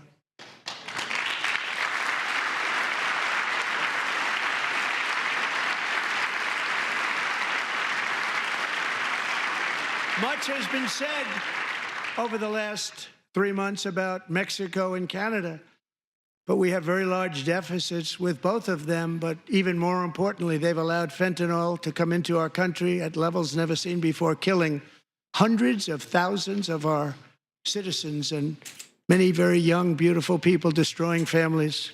Nobody's ever seen anything like it. They are, in effect, receiving subsidies of hundreds of billions of dollars. We pay subsidies to Canada and to Mexico of hundreds of billions of dollars, and the United States will not be doing that any longer. We're not going to do it any longer.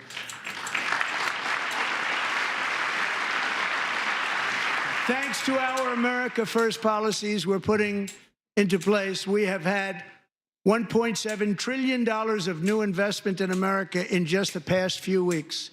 The combination of the election and our economic policies that people of SoftBank, one of the most brilliant anywhere in the world, announced a $200 billion investment.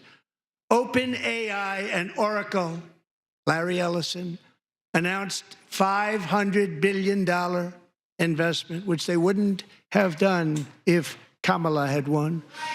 Apple announced $500 billion investment. Tim Cook called me. He said, I cannot spend it fast enough. It's going to be much higher than that, I believe. They'll be building their plants here instead of in China.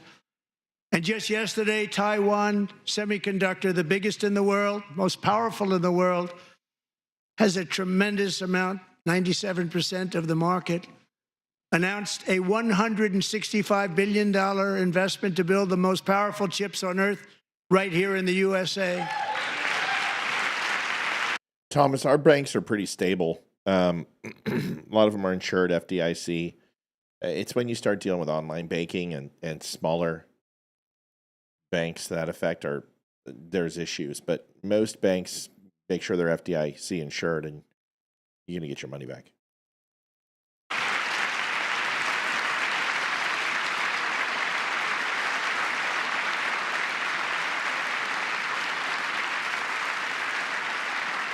And we're not giving them any money. Your CHIPS Act is a horrible, horrible thing. We give hundreds of billions of dollars, and it doesn't mean a thing. They take our money and they don't thank spend you it. so much. All that meant You're to a them, sweetie. we're Thank giving you. them no money.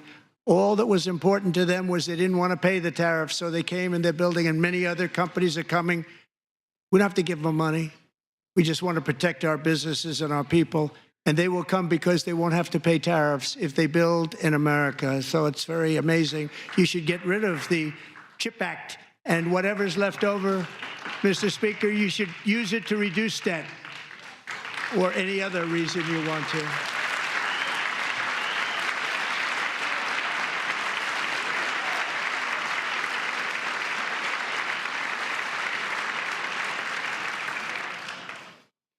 Our new trade policy will also be great for the American farmer. I love the farmer.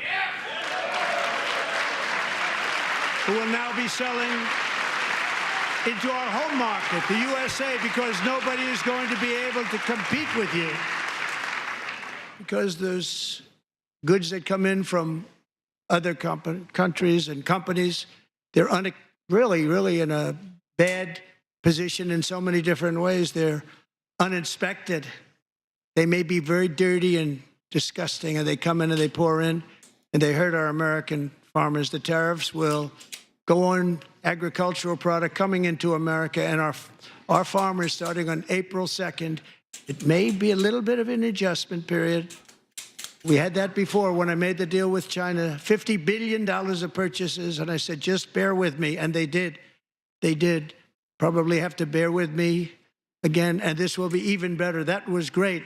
The problem with it was that Biden didn't enforce it. He didn't enforce it. $50 billion of purchases, and we were doing great, but Biden did not enforce it, and it hurt our farmers. But our farmers are going to have a field day right now. So to our farmers, have a lot of fun. I love you too. I love you too. It's all going to happen.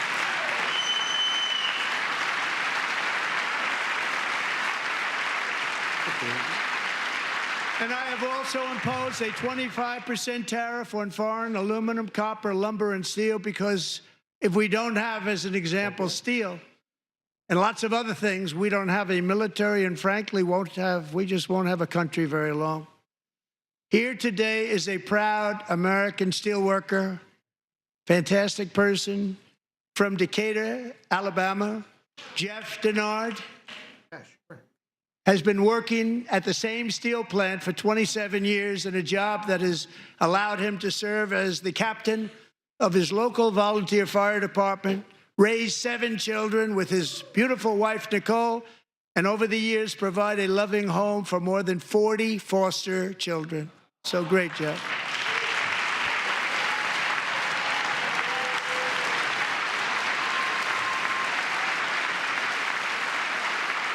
Thank you, Jeff. Thank you, Jeff.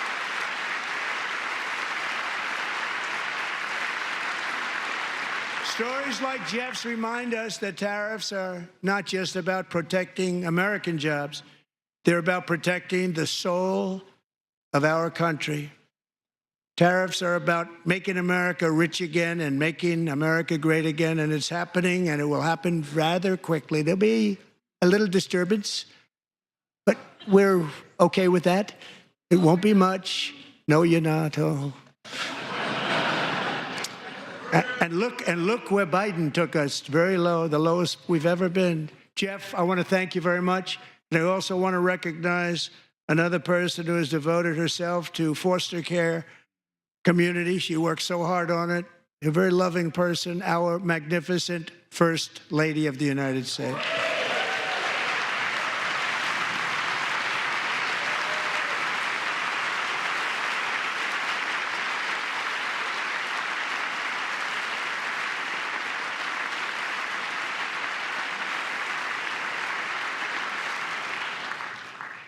Melania's work has yielded incredible results, helping prepare our nation's future leaders as they enter the workforce. Our First Lady is joined by 2 impressive young women, very impressive. Haley Ferguson, who benefited from the First Lady's Fostering the Future initiative and is poised to complete her education and become a teacher. And Elliston Berry, who became a victim of an illicit deepfake image produced by a peer. With Elliston's help, the Senate just passed the Take It Down Act, and this is so important. Thank you very much, John. John Thune, thank you. Stand up, John. Thank you, John.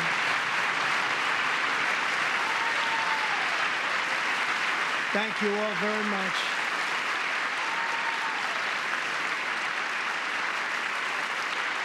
Thank you. And thank you to John Thune and the Senate. Great job. To criminalize the publication of such images online is a terrible, terrible thing. And once it passes the House, I look forward to signing that bill into law. Thank you. And I'm going to use that bill for myself, too, if you don't mind. Because nobody gets treated worse than I do online. Nobody. That's great. Thank you very much to the Senate. Thank you. But if we truly care about protecting Americans' children, no step is more crucial than securing America's borders. Over the past 4 years, 21 million people poured into the United States. Many of them were murderers, human traffickers, gang members, and other criminals from the streets of dangerous cities all throughout the world. Because of Joe Biden's insane and very dangerous open border policies, they are now strongly embedded in our country, but we are getting them out and getting them out fast.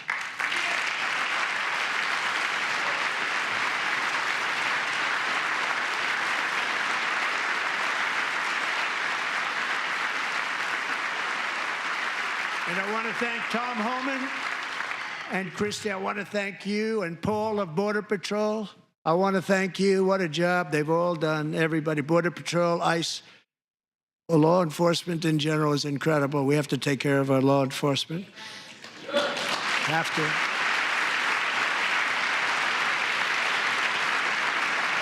Last year,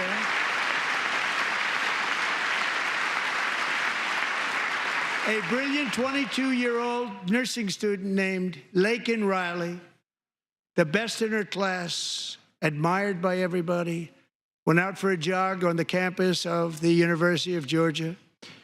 That morning, Laken was viciously attacked, assaulted, beaten, brutalized, and horrifically murdered. Laken was stolen from us by a savage illegal alien gang member who was arrested while trespassing across Biden's open southern border and then set loose into the United States under the heartless policies of that failed administration. It was indeed a failed administration. He had then been arrested and released in a Democrat-run sanctuary city, a disaster, before ending the life of this beautiful young angel. With us this evening are Laken's beloved mother, Allison, and her sister, Lauren.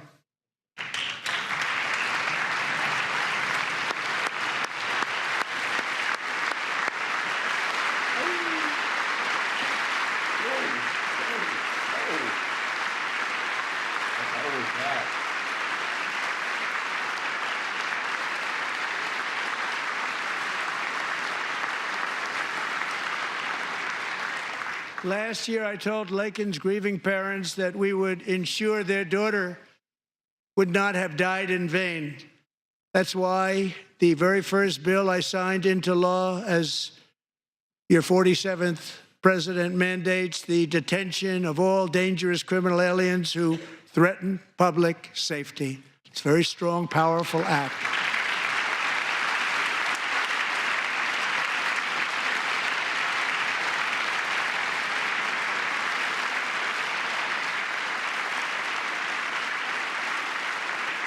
It's called the Laken-Riley Act. So Allison and Lauren, America will never, ever forget our beautiful Laken Hope Riley.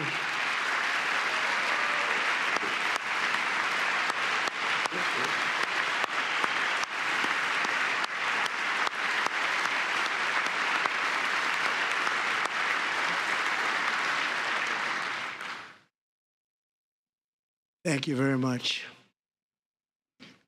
Since taking office, my administration has launched the most sweeping border and immigration crackdown in American history, and we quickly achieved the lowest numbers of illegal border crossers ever recorded. Thank you.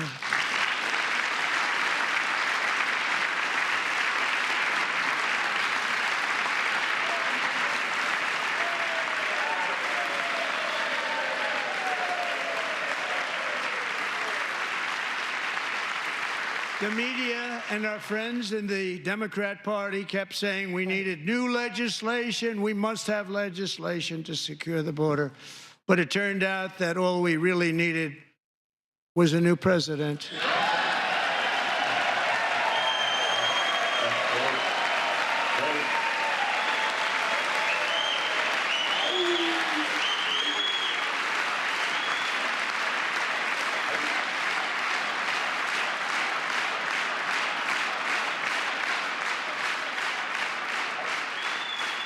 Thank you.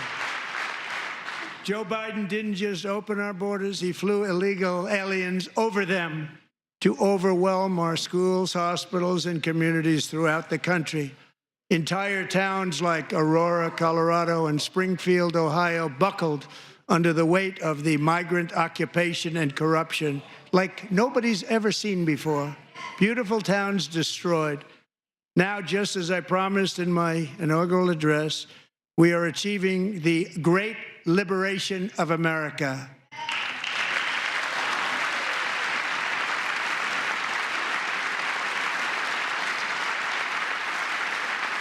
But there still is much work to be done. Here tonight is a woman. Thank you, Deborah. I have gotten to know, Alexis Nungary from Houston. Wonderful woman. Last June, Alexis's 12-year-old daughter, her precious Jocelyn, walked to a nearby convenience store. She was kidnapped, tied up, assaulted for 2 hours under a bridge, and horrifically murdered. Arrested and charged with this heinous crime are 2 illegal alien monsters from Venezuela, released into America by the last administration through their ridiculous open border. The death of this beautiful 12-year-old girl and the agony of her mother and family touched our entire nation greatly. Alexis, I promised that we would always remember your daughter, your magnificent daughter, and earlier tonight, I signed an order keeping my word to you. One thing I have learned about Jocelyn is that she loved animals so much. She loved nature. Across Galveston Bay, from where Jocelyn lived in Houston, you will find a magnificent national wildlife refuge, a pristine, peaceful, 34,000-acre sanctuary for all of God's creatures on the edge of the Gulf of America.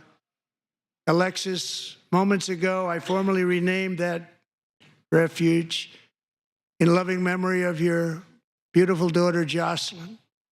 So, Mr. Vice President, if you would, may I have the order?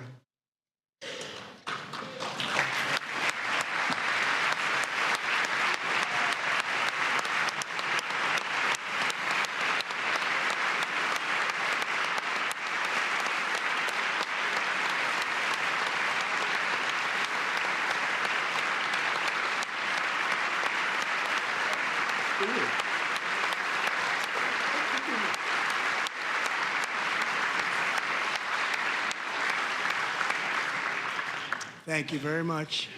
All 3 savages charged with Jocelyn and Lakin's murders were members of the Venezuelan prison gang, the toughest gang, they say, in the world, known as Tren de Aragua. 2 weeks ago, I officially designated this gang, along with MS-13 and the bloodthirsty Mexican drug cartels, as foreign terrorist organizations.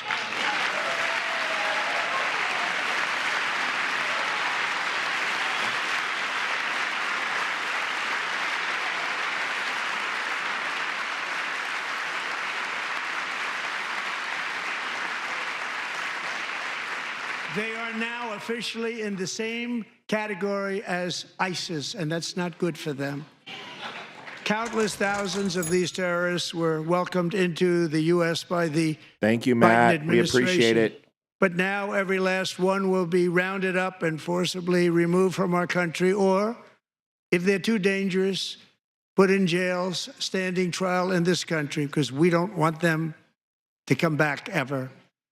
With us this evening is a warrior on the front lines of that battle, Border Patrol Agent Roberto Ortiz. Great guy.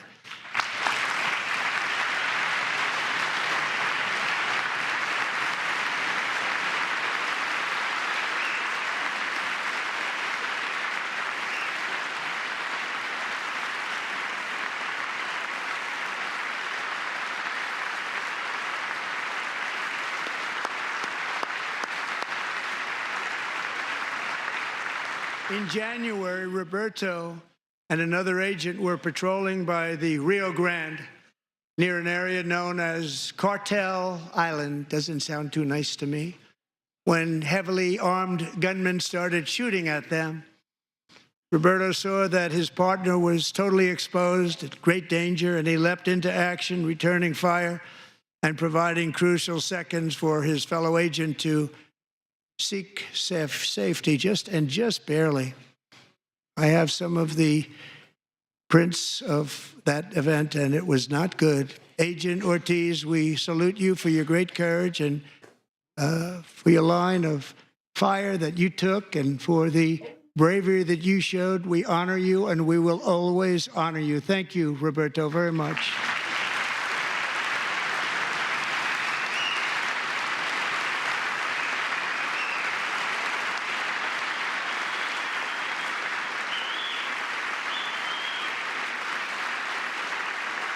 Thank you, Roberto.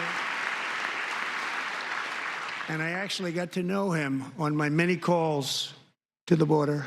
He's a great, great gentleman.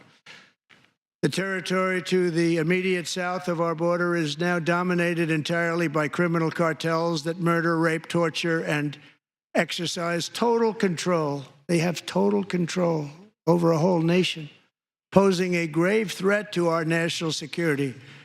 The cartels are waging war in America, and it's time for America to wage war on the cartels, which we are doing.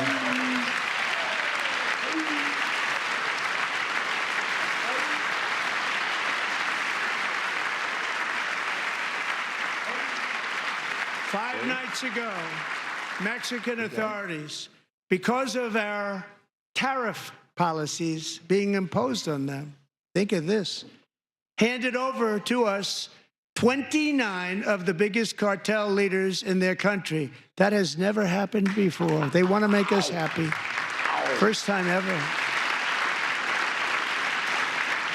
But we need Mexico and Canada to do much more than they've done, and they have to stop the fentanyl and drugs pouring into the USA. They're going to stop it.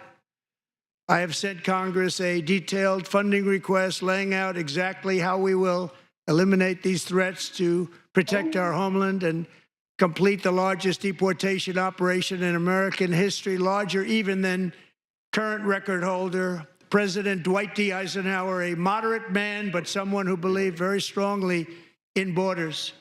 Americans expect Congress to send me this funding without delay so I can sign it into law. So, Mr. Speaker, John Thune, both of you, I hope you're going to be able to do that, Mr. Speaker. Thank you.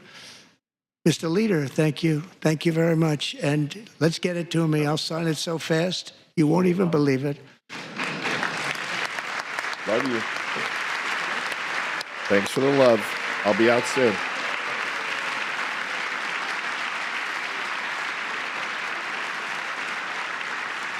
And as we reclaim our sovereignty, we must also bring back law and order to our cities and towns.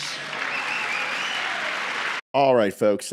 We are 70 minutes in. We're almost, I think the home stretch is coming up. Quick commercial for the Dumb Show where you get coffee, shirts, hats, everything else. If you haven't been over there, our 5-star rated. Everything is veteran owned, all made in the USA. Go take a look.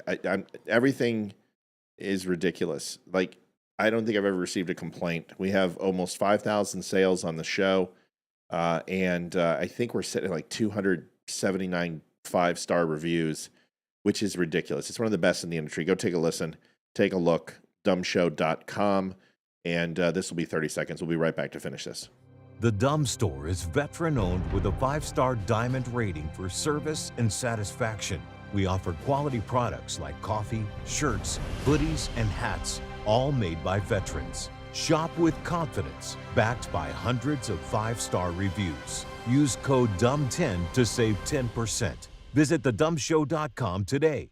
Thank you for your support. We're about $66 short for our goal tonight of 400.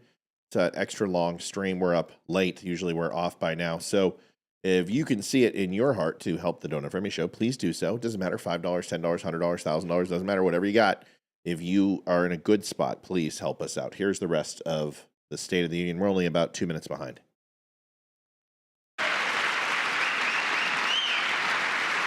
Not State of the Union, but you get my point. In recent years, our justice system has been turned upside down by radical left lunatics.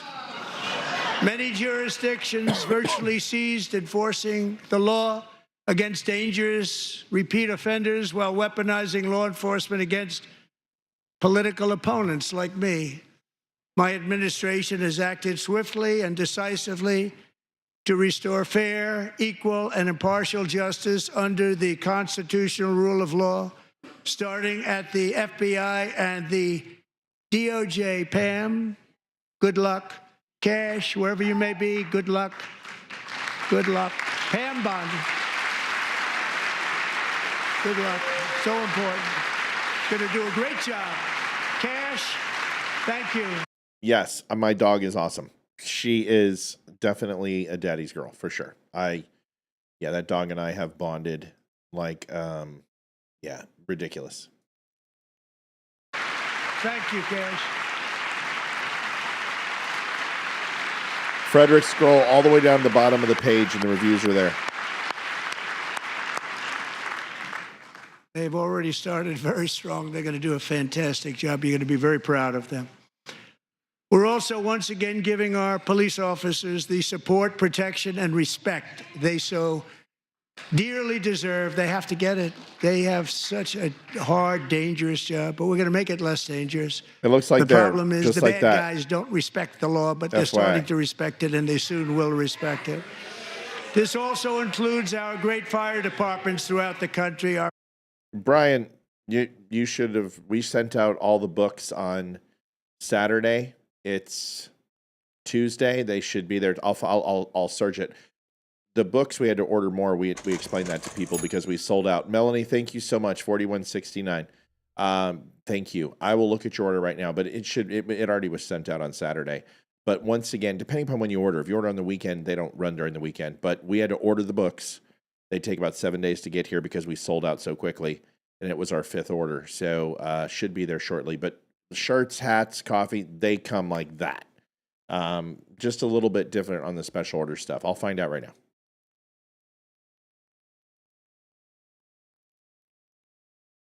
Departments throughout the country, our firemen and women are unbelievable people, and we'll never forget them. And besides that, they voted for me in record numbers, so I have no choice.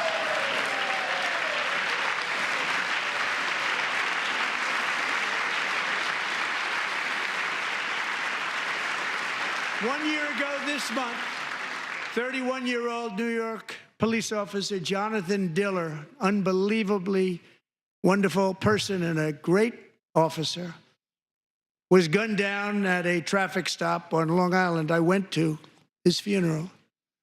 The vicious criminal charged with his murder had 21 Aaron, thank you for your order of medium dark roast, liberal tears mug, documents of freedom, and the box. You should enjoy that. That will should all get shipped out here by next few days. I've got the documents of freedom bundle. I've got an extra one I'll send you. next to him had 14 prior arrests and went by the name of Killer. He was Killer. He killed other people, they say, a lot of them. I attended Officer Diller's service, and when I met his wife and one-year-old son, Ryan, it was very inspirational. Thank you, Mike, for subscribing. We appreciate it, buddy. His widow's name is Stephanie, and she's Over on here tonight. Facebook. Stephanie, thank you very much, Stephanie. Thank you very much.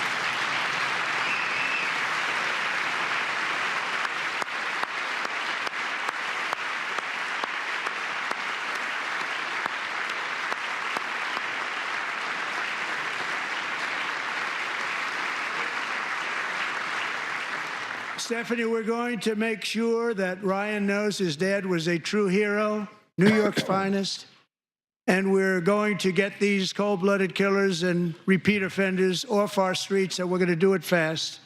Got to stop it. They get out with 28 arrests. They push people into subway trains. They hit people over the head, back of the head with baseball bats. We got to get them out of here. I've already signed an executive order requiring a mandatory death penalty for anyone who murders a police officer.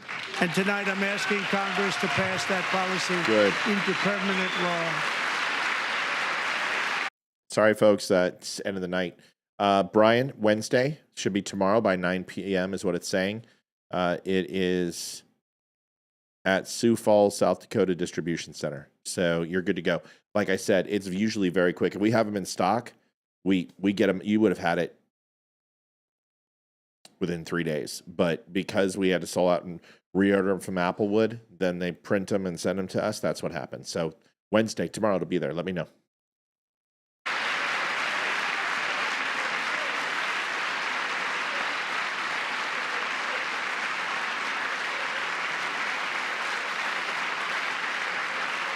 I'm also asking for a new crime bill getting tough on repeat offenders while enhancing protections for America's police officers so they can do their jobs without fear of their lives being totally destroyed. They don't want to be killed. We're not going to let them be killed.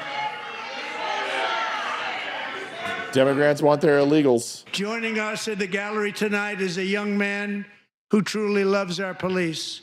His name is DJ Daniel. He is 13 years old, and he has always dreamed of becoming a police officer.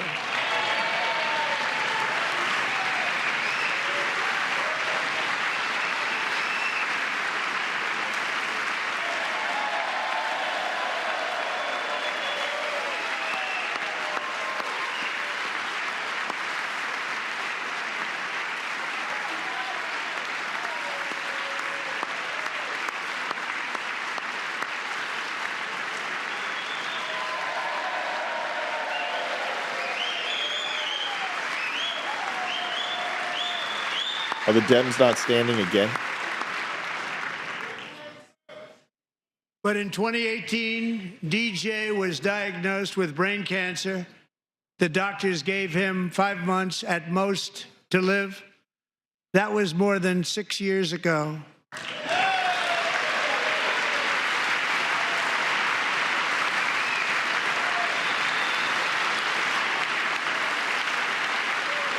$385.88, folks.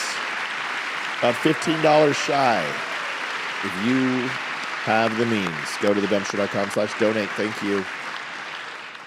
Since that time, DJ and his dad have been on a quest to make his dream come true, and DJ has been sworn in as an honorary law enforcement Ain't officer. that the truth, Bobby? Actually, a number of times. The police love him. The police departments love him. And tonight, DJ, we're going to do you the biggest honor of them all. I am asking our new Secret Service Director, Sean Curran, to officially make you an agent of the United States Secret Service. That's awesome.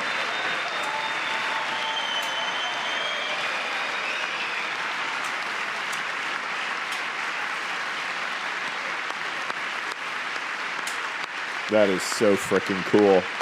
Nice job. That's great. Oh, fucking liberals, you suck.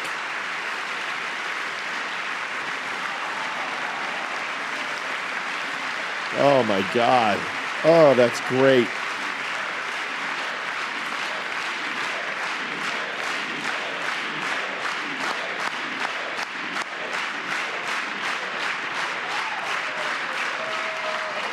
Thank you, DJ.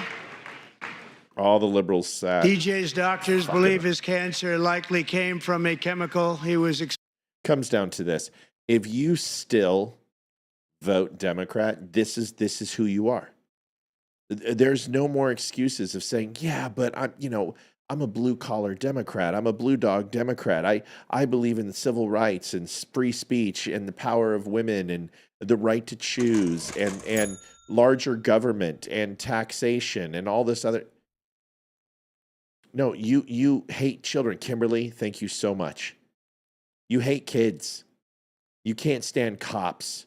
You want unfettered illegal access. You consider that because it's not everybody, it's nobody. If everybody isn't committing crime, then nobody's committing crime.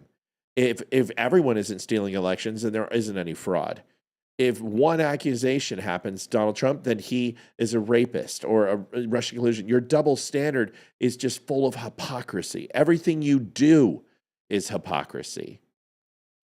You want us to support Ukraine, but you refuse to support the Jews. Why? Because you don't believe that anyone who believes in conservatism or right-wing values is possible of being good. This is your party. They can't even applaud a child with brain cancer. This isn't Rush Limbaugh. This isn't the Presidential Medal of Freedom to anyone who challenges your credo or your ideology. You people have just become the crotchety, grumpy, old fucking fart who says, get off my lawn.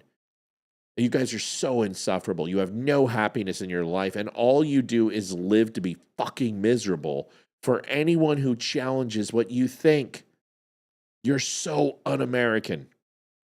You're so unpatriotic.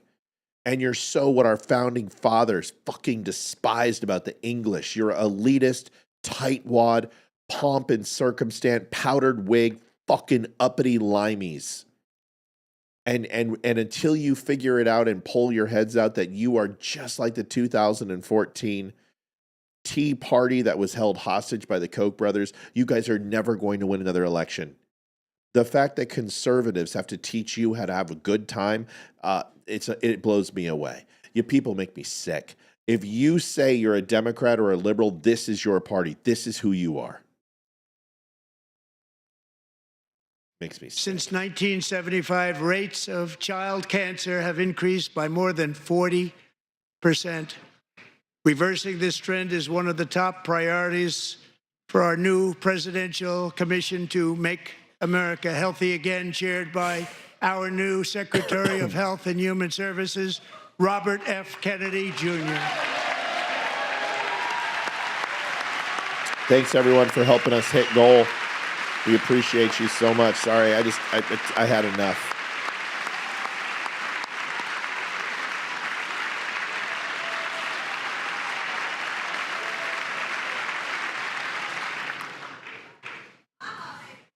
With the name Kennedy, you would have thought everybody over here would have been cheering. How quickly they forget. Yep. Our goal is to get toxins out of our environment, poisons out of our food supply, and keep our children healthy and strong. As an example, not long ago, and you can't even believe these numbers, 1 in 10,000 children had autism, 1 in 10,000. And now it's 1 in 36. Thank you, Bobby. You're There's the something best. wrong. 1 in 36. Think of that. Thank you, Bobby. So we're going to find out what it is, and there's nobody better than Bobby and all of the people. There is nobody better than Bobby. You have the Bobby, he best called you out. To figure out what is going on. Okay, Bobby, good luck. It's a very important job. Thank you.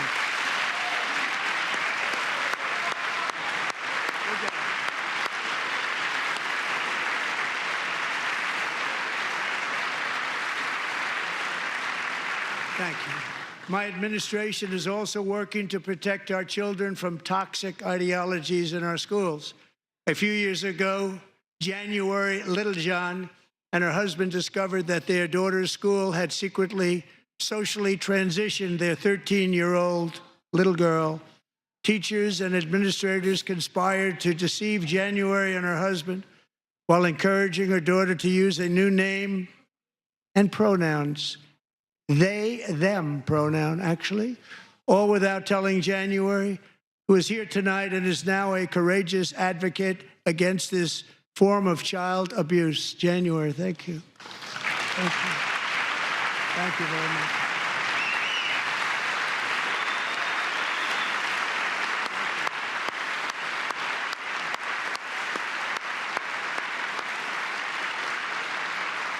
Nothing yet, Victoria. We're looking.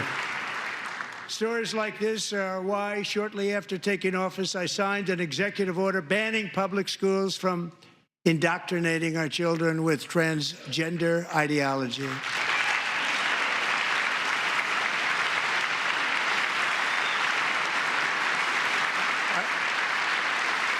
I also signed an order to cut off all taxpayer funding to any institution that engages in the sexual mutilation of our youth.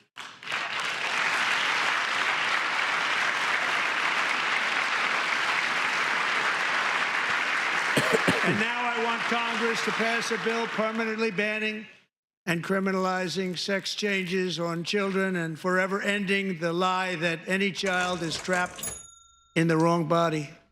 This is a big lie. Oh, you bastards. That's okay. I recorded it.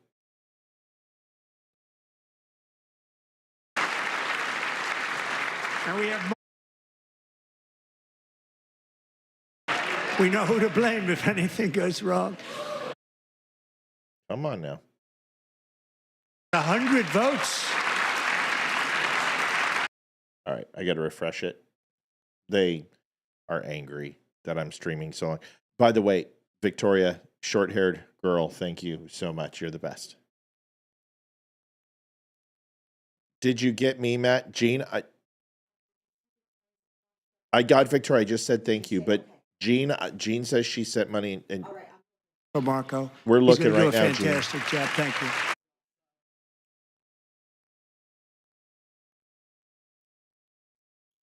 All right, they're cutting me off. Hold on. Let me shut this down. Sorry, guys and girls. This sometimes happens. Fubo doesn't like it when you stream, so they... Victoria, thank you so much for that, by the way. That means a great deal. Thank you. National security and even international security, and we're... Okay. I don't know why this is all of a sudden happening. I'm going to try a different player.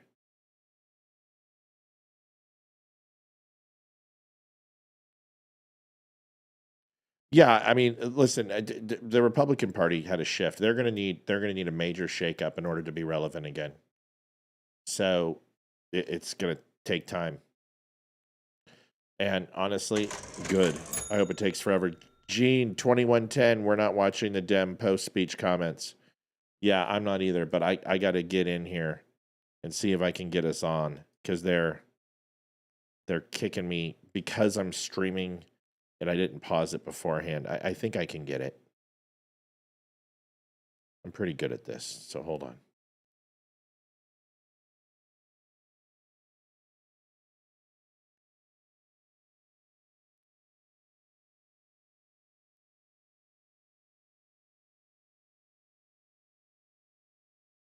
responsible for that atrocity, and he is right now on his way here to face the swift sword of American justice. You have never thought possible before. Marco's been a member before. To boost our defense industrial base, we are also going to resurrect the American shipbuilding industry, including commercial shipbuilding and military shipbuilding. It's okay. It was because it was a recording.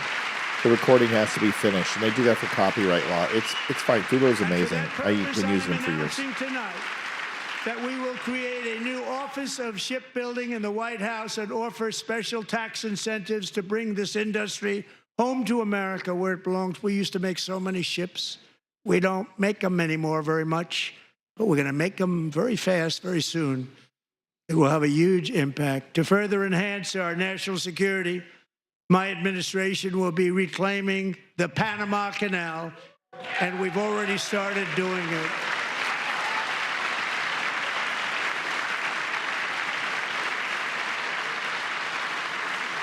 Just today, a large American company announced they are buying both ports around the Panama Canal and lots of other things having to do with the Panama Canal and a couple of other canals.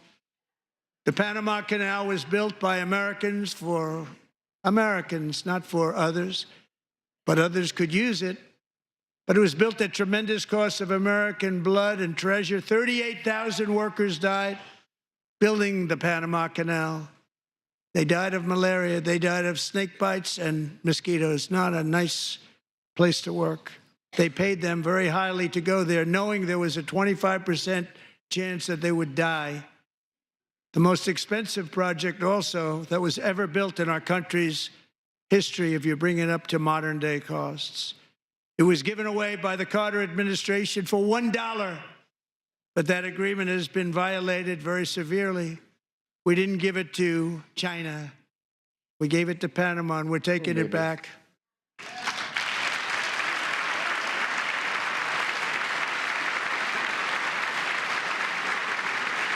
Good night, Ash. And we have Marco Rubio in charge. Good luck, Marco. Now, we know who to blame if anything goes wrong. Marco's been amazing, and he's going to do a great job. Think of it. He got 100 votes.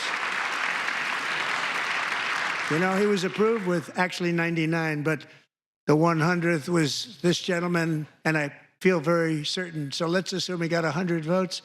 And I'm either very, very happy about that or I'm very concerned about it. But he's already proven. I mean, he's a great gentleman. He's respected by everybody, and we appreciate you voting for Marco. He's going to do a fantastic job. Thank you. Thank you. He's doing a great job. Great job. And I also have a message tonight for the incredible people of Greenland. We strongly support your right to determine your own future.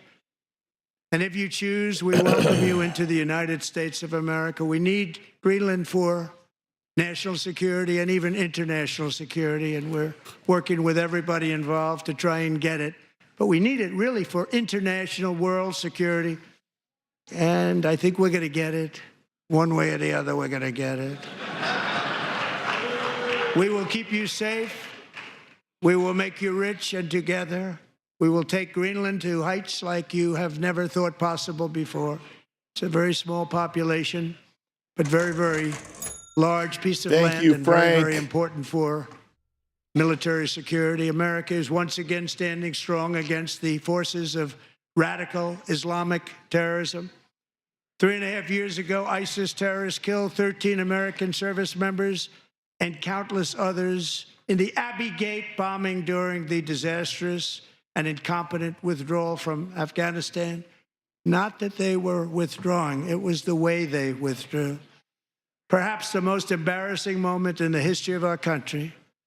Tonight, I am pleased to announce that we have just apprehended the top terrorist responsible for that atrocity, and he is right now on his way here to face the swift sword of American justice.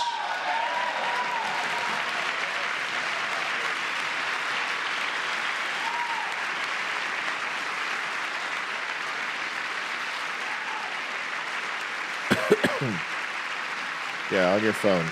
Classic.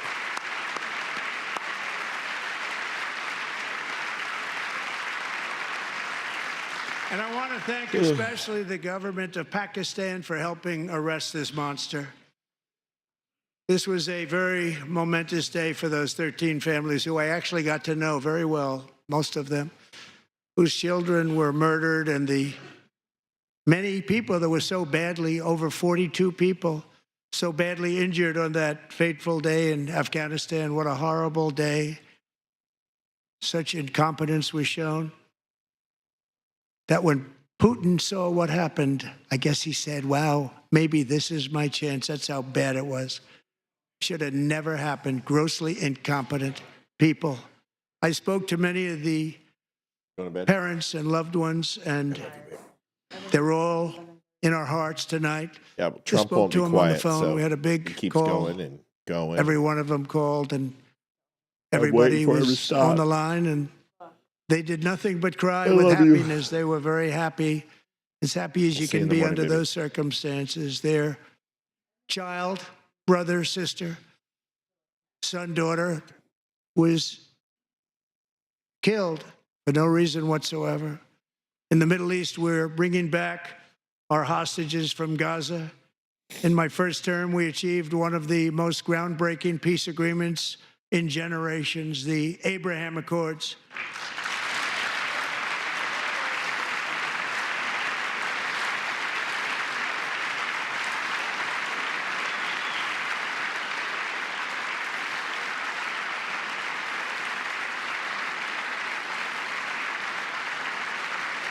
Oh, I don't mind Going Trump. to I'm just build on tired. that It's been a long foundation day. to create a more peaceful and prosperous future for the entire region. A lot of things are happening in the Middle East. People have been talking about that so much lately with everything going on with Ukraine and Russia.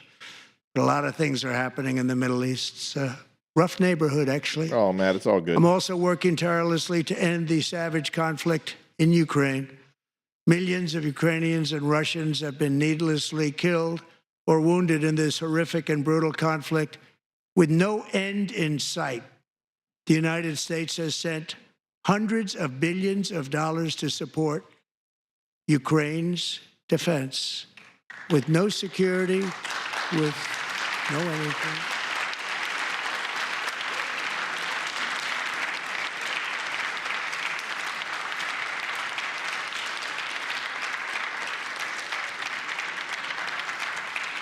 Do you want to keep it going for another 5 years? Yeah, you would say Pocahontas says yes. Oh, shit. Oh, shit. 2,000 people are being killed every single week. More than that.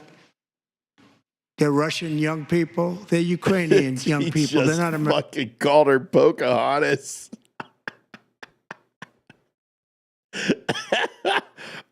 Oh, shit. I fucking love this guy. I swear to God. Oh, he never forgets. He never Americans, forgets. but I want it to stop. Meanwhile, Europe has sadly spent more money buying Russian oil and gas than they have spent on defending Ukraine by far. Think of that. They've spent more buying Russian oil and gas than they have defending. And we've spent perhaps $350 billion, like taking candy from a baby. That's what happened. And they've spent $100 billion. What a difference. Liberals, if you look since 2014 from foreign aid and military intervention and medical supplies and rebuilding, construction, subsidies, it's well over $350 billion. Shut up. Stop crying. I've got the receipts. Don't make me slap you right upside the head. An ocean separating us, and they don't. But we're getting along very well with them, and lots of good things are happening. Biden has authorized more money in this fight than Europe has spent by billions and billions of dollars. It's hard to believe that they wouldn't have stopped it and said at some point, come on, let's equalize. You got to be equal to us. But that didn't happen. Look at Elizabeth Earlier Warren. She today, looks I like she's in received pain. an important letter from President Zelensky of Ukraine. She's giving you a lodge sweat The after letter this. reads, Ukraine is ready to come to the negotiating table as soon as possible to bring lasting peace closer. Nobody wants peace more than the Ukrainians, he said. My team and I stand ready to work under President Trump's strong leadership to get a peace that lasts. We do really value how much America has done to help Ukraine maintain its sovereignty and independence. Regarding the agreement on minerals and security, Ukraine is ready to sign it at any time that is convenient for you. I appreciate that he sent this letter, just got it a little while ago. Simultaneously, we've had serious discussions with Russia and have received strong signals that they are ready for peace. Wouldn't that be beautiful? Wouldn't that be beautiful?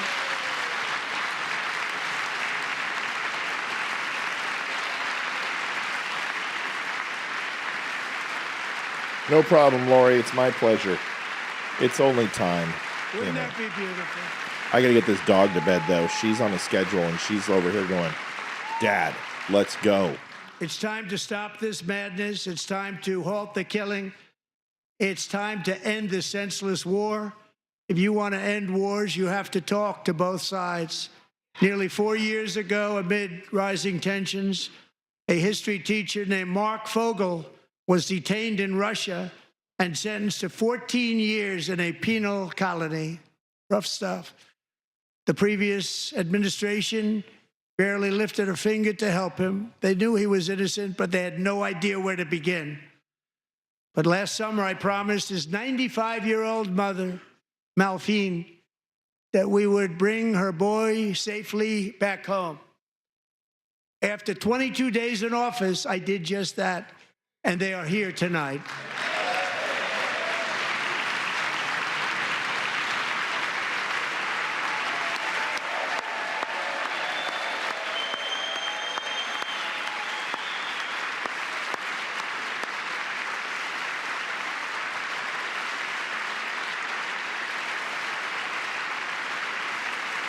Damani Felder and I are on the same page. He says, I want whatever makes Democrats angry. They hate America, they hate Americans, and they have no problem making that obvious on the national stage. Yes, my brother from another mother, my Nubian brother, that is correct.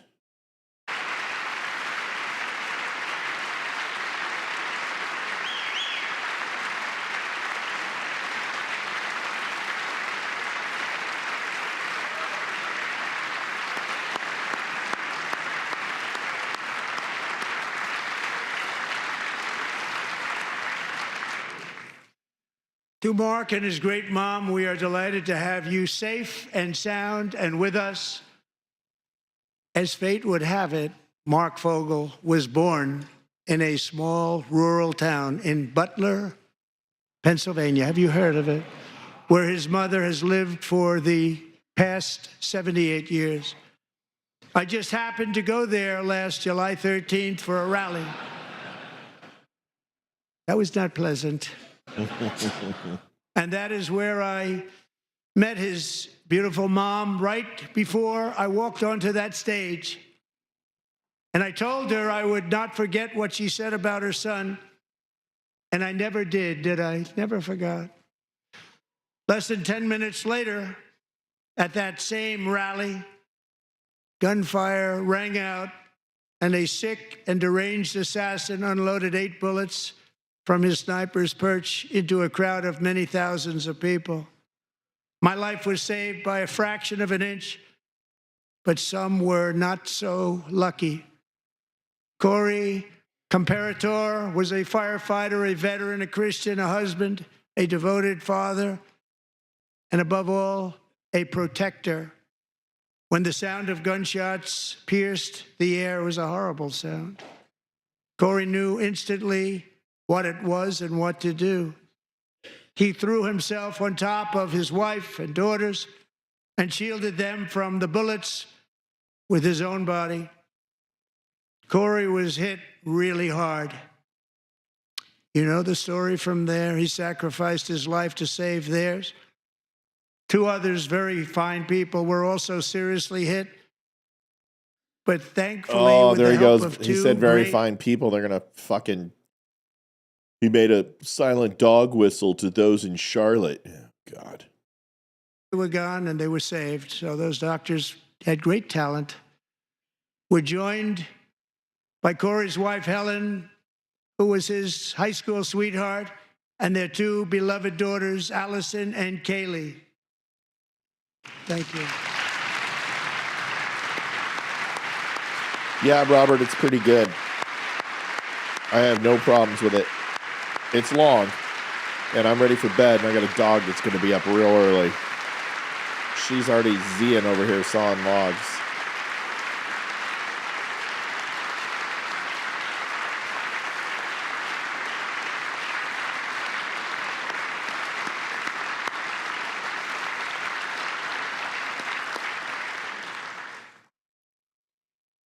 To Helen, Allison, and Kaylee, Corey is See you, looking Donald. down on his 3 beautiful ladies right now, and he is cheering you on. He loves you.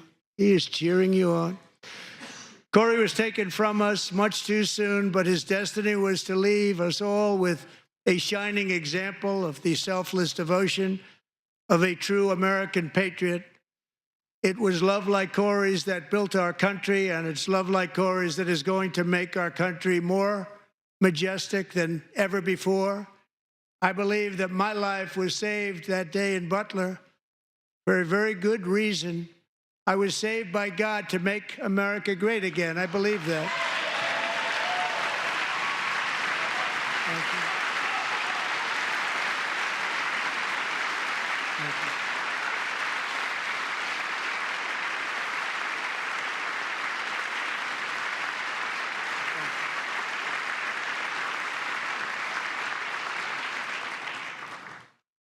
Thank you very much. From the patriots of Lexington and Concord to the heroes of Gettysburg and Normandy, from the warriors who crossed the Delaware to the trailblazers who climbed the Rockies, and from the legends who soared at Kitty Hawk to the astronauts who touched the moon, Americans have always been the people who defied all odds, transcended all dangers, made the most extraordinary sacrifices, and did whatever it took to defend our children, our country, and our freedom. And as we have seen in this chamber tonight, that same strength, faith, love, and spirit is still alive and thriving in the hearts of the American people. Despite the best efforts of those who would try to censor us, silence us, break us, destroy us, Americans are today a proud, free, sovereign, and independent nation that will always be free and we will fight for it till death. We will never let anything happen to our beloved country, because we are a country of doers, dreamers, fighters, and survivors. Our ancestors crossed a vast ocean, strode into the unknown wilderness, and carved their fortunes from the rock and soil of a perilous and very dangerous frontier. They chased our destiny across a boundless continent.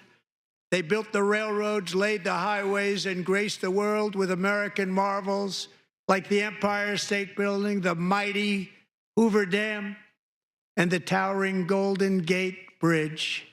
They lit the world with electricity, broke free of the force of gravity, fired up the engines of American industry, vanquished the communists, fascists, and Marxists all over the world, and gave us countless modern wonders sculptured out of iron, glass, and steel. We stand on the shoulders of these pioneers who won and built the modern age. These workers who poured their sweat into the skylines of our cities. These warriors who shed their blood on fields of battle and gave everything they had for our rights and for our freedom. Now it is our time to take up the righteous cause of American liberty. And it is our turn to take America's destiny into our own hands and begin the most thrilling days in the history of our country. This will be our greatest era.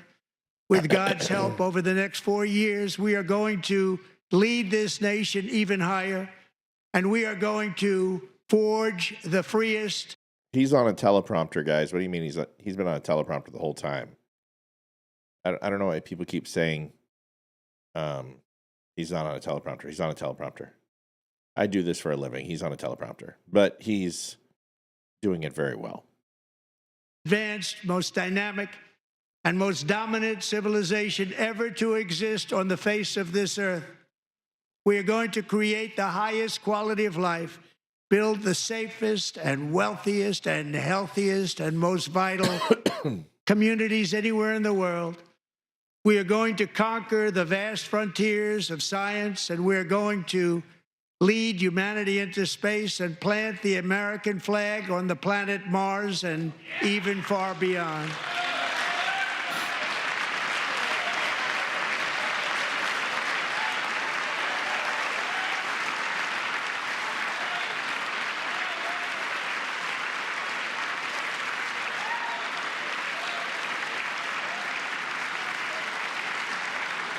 And through it all, we are going to rediscover the unstoppable power Good night, Thomas. of the American spirit.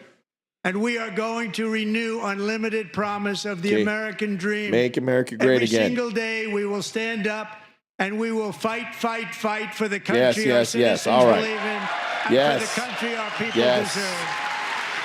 Okay, make America great again. Let's do it. Let's end it on a high note. It's 11 o'clock. Sleepy time.